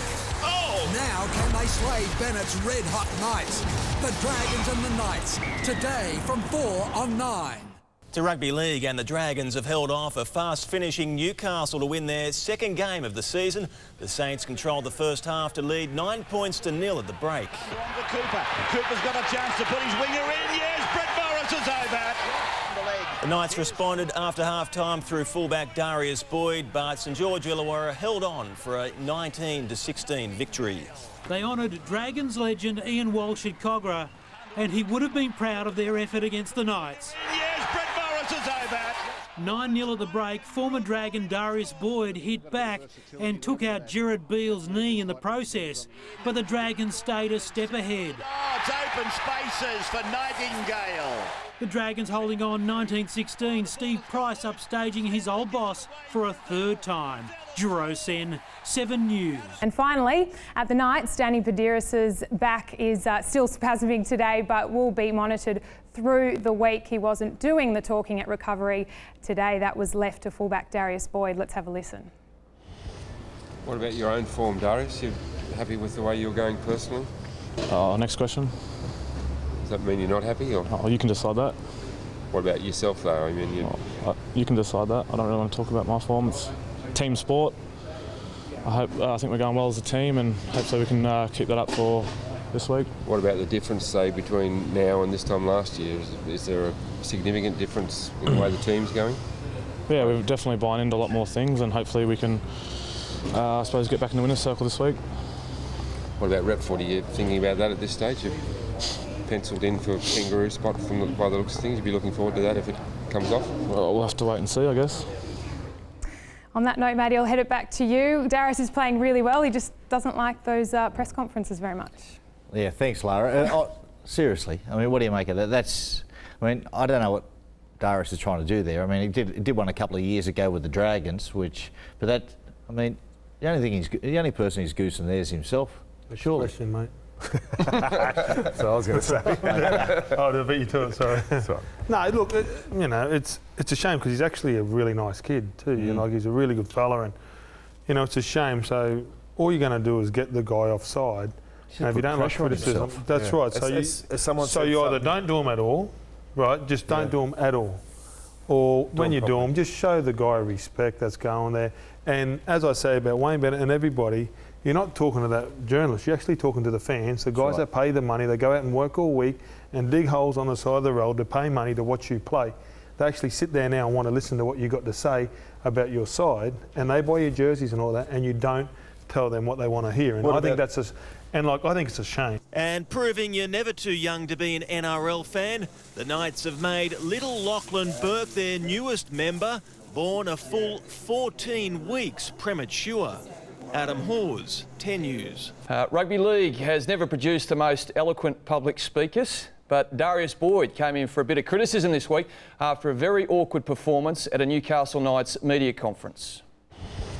What about your own form, Darius? You happy with the way you're going personally? Next question. Does that mean you're not happy? Or? Oh, you can decide that. What about yourself, though? I mean, you can decide that. I don't really want to talk about my form. It's team sport. I think we're going well as a team, and hopefully we can keep that up for this week. What about the difference, say, between now and this time last year? Is there a significant difference in the way the team's going? Yeah, we're definitely buying into a lot more things, and hopefully we can, I suppose, get back in the winner's circle this week. what about rep footy? You're thinking about that at this stage? You've penciled in for a kangaroo spot by the looks of things. You'd be looking forward to that if it comes off? Well, we'll have to wait and see, I guess. Yes, Rugby League has signed a $1 billion broadcast rights deal. So my question to you, Mr. Kent, do the players have to be better than that in light of the fact that most of the revenue no doubt they have to be a lot better than that. The media.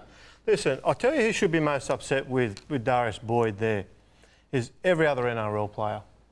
Because players burr up whenever they are stereotyped as buffheads or as dumb or as ignorant or any of those other things you want to label on players, which they have been labelled in the past, and players get very upset when you label them that.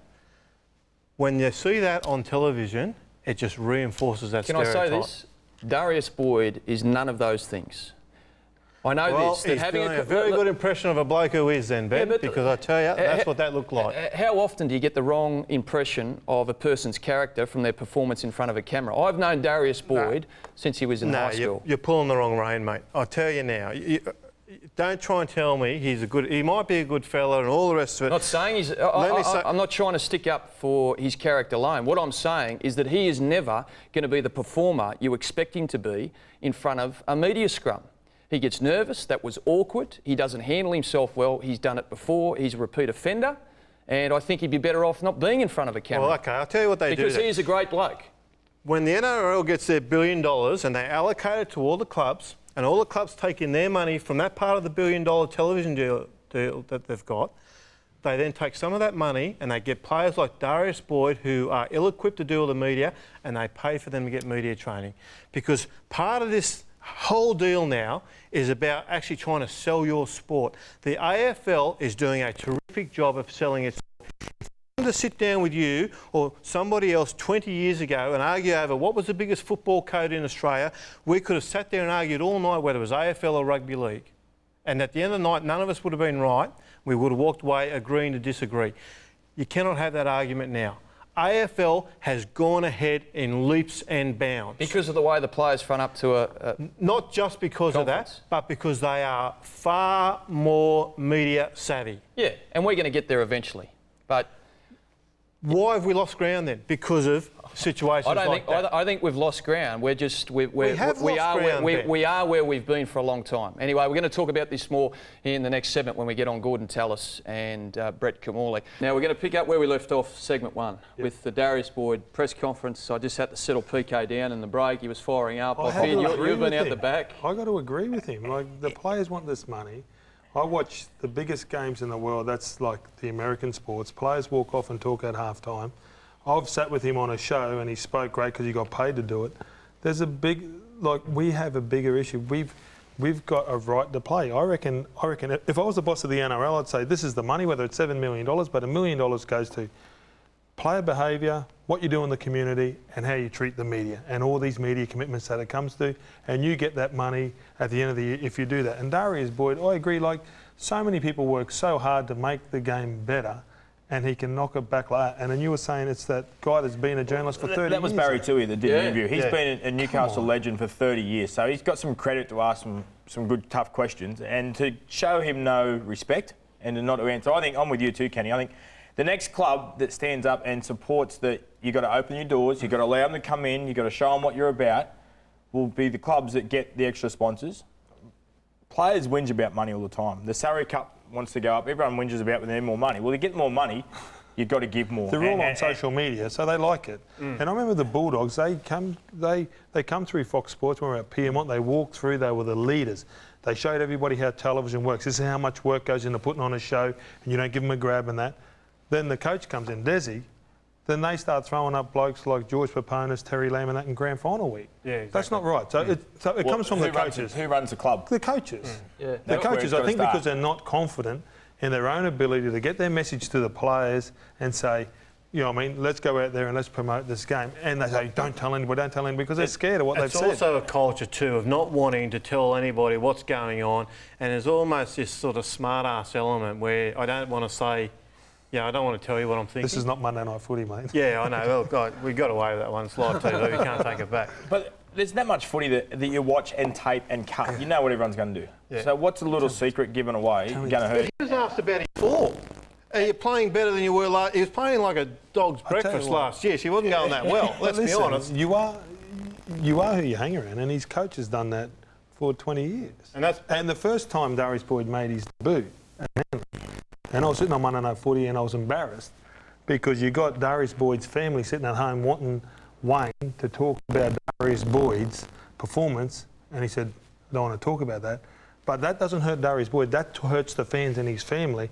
And players, I just hope that they get the real... You're talking to the fans. Except that, Gordy, but I'll also say this, is that I remember Mike Coleman wrote a great article about Wayne Bennett. And this is hard for me to talk about because he's my father-in-law. But Mike Coleman basically said for 20 years, Wayne Bennett kept the media at arm's length and gave not a hell of a lot. And he said, still after 21 years, Wayne had me hanging off every word. He said, I've seen other coaches come and go that open the doors, grant all the access, tell us plenty, and I stop hearing them after 12 months. So my point is this, is more necessarily better? Darius Boyd should have given more then. Darius Boyd as a player has the right, I think, to treat fans and the public and all the sponsors with a decent answer. The coach can give smaller answers in trying to protect his players, but I think the coach still has to be accessible to anyone that wants to ask him a question. That comes with success. I watch Alex Ferguson sit there and talk after every press conference. Because he's successful, you want to hear. Everybody's hanging off Wayne because he's successful. Everybody's hanging off Desi now and Craig Bellamy because they're successful. Not everybody's hanging off the young coach coming in because they're not successful. So whether Wayne says a 3-minute speech or a 1-minute speech, you're going to listen. I want to know what he's got to say. Same with, it just comes down to success. And I would love to see Wayne Bennett promote our game a lot more, and all the coaches. I would love to see it. Ricky Stuart this week is letting the Fox Sports guys in the dressing room, like they do in Premier League soccer. I think it's absolutely fantastic. It's going to give the fans a great insight. And congratulations to Ricky Stewart and Fox Sports. And he's under the pump, isn't he? So got beaten 50-0 2 weeks ago. Listen, can you get Wayne to do that next week then? You sure? Come on, Benny. Are you coming just to go in there with a little home cam, just one of those GoPros, and say, "What's that, Wayne? This is my new hat." You know, I've got one thing. The Panthers now we're rolling into Saturday.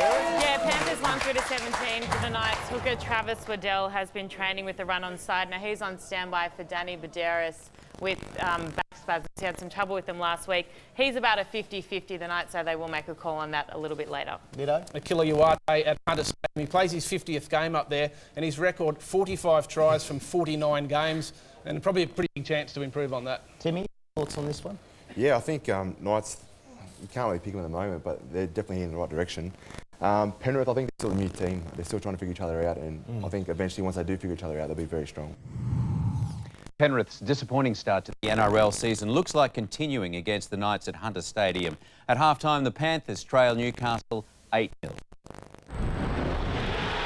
With just one win on the board and off the back of a 30-0 thrashing by the Cowboys, the Panthers could have done with a better start against the Knights. Is he going to go the length? James McManus. Meanwhile, the bad start for the Panthers, who are trying to avoid a 5th straight loss in Newcastle. Knights winger James McManus ran 90 metres to open the scoring.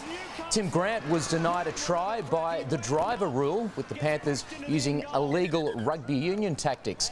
It's 8-0 to the Knights after what's been a pretty scrappy first half. Wayne Bennett bluntly summed up Newcastle's 2-point win over Penrith. What did you think about the game? Wasn't good. Danny Darius will undergo surgery next week on a back injury. He's expected to miss up to 2 months. Liam Cox, 10 News. Kiwi and Knights forward Jeremy Smith is in doubt for Friday's Test match. He's on report for this tackle during Newcastle's 8-6 win over the Panthers. New Zealand enforcer Jeremy Smith was reported for a head slam in the Knights' 8-6 win over Penrith.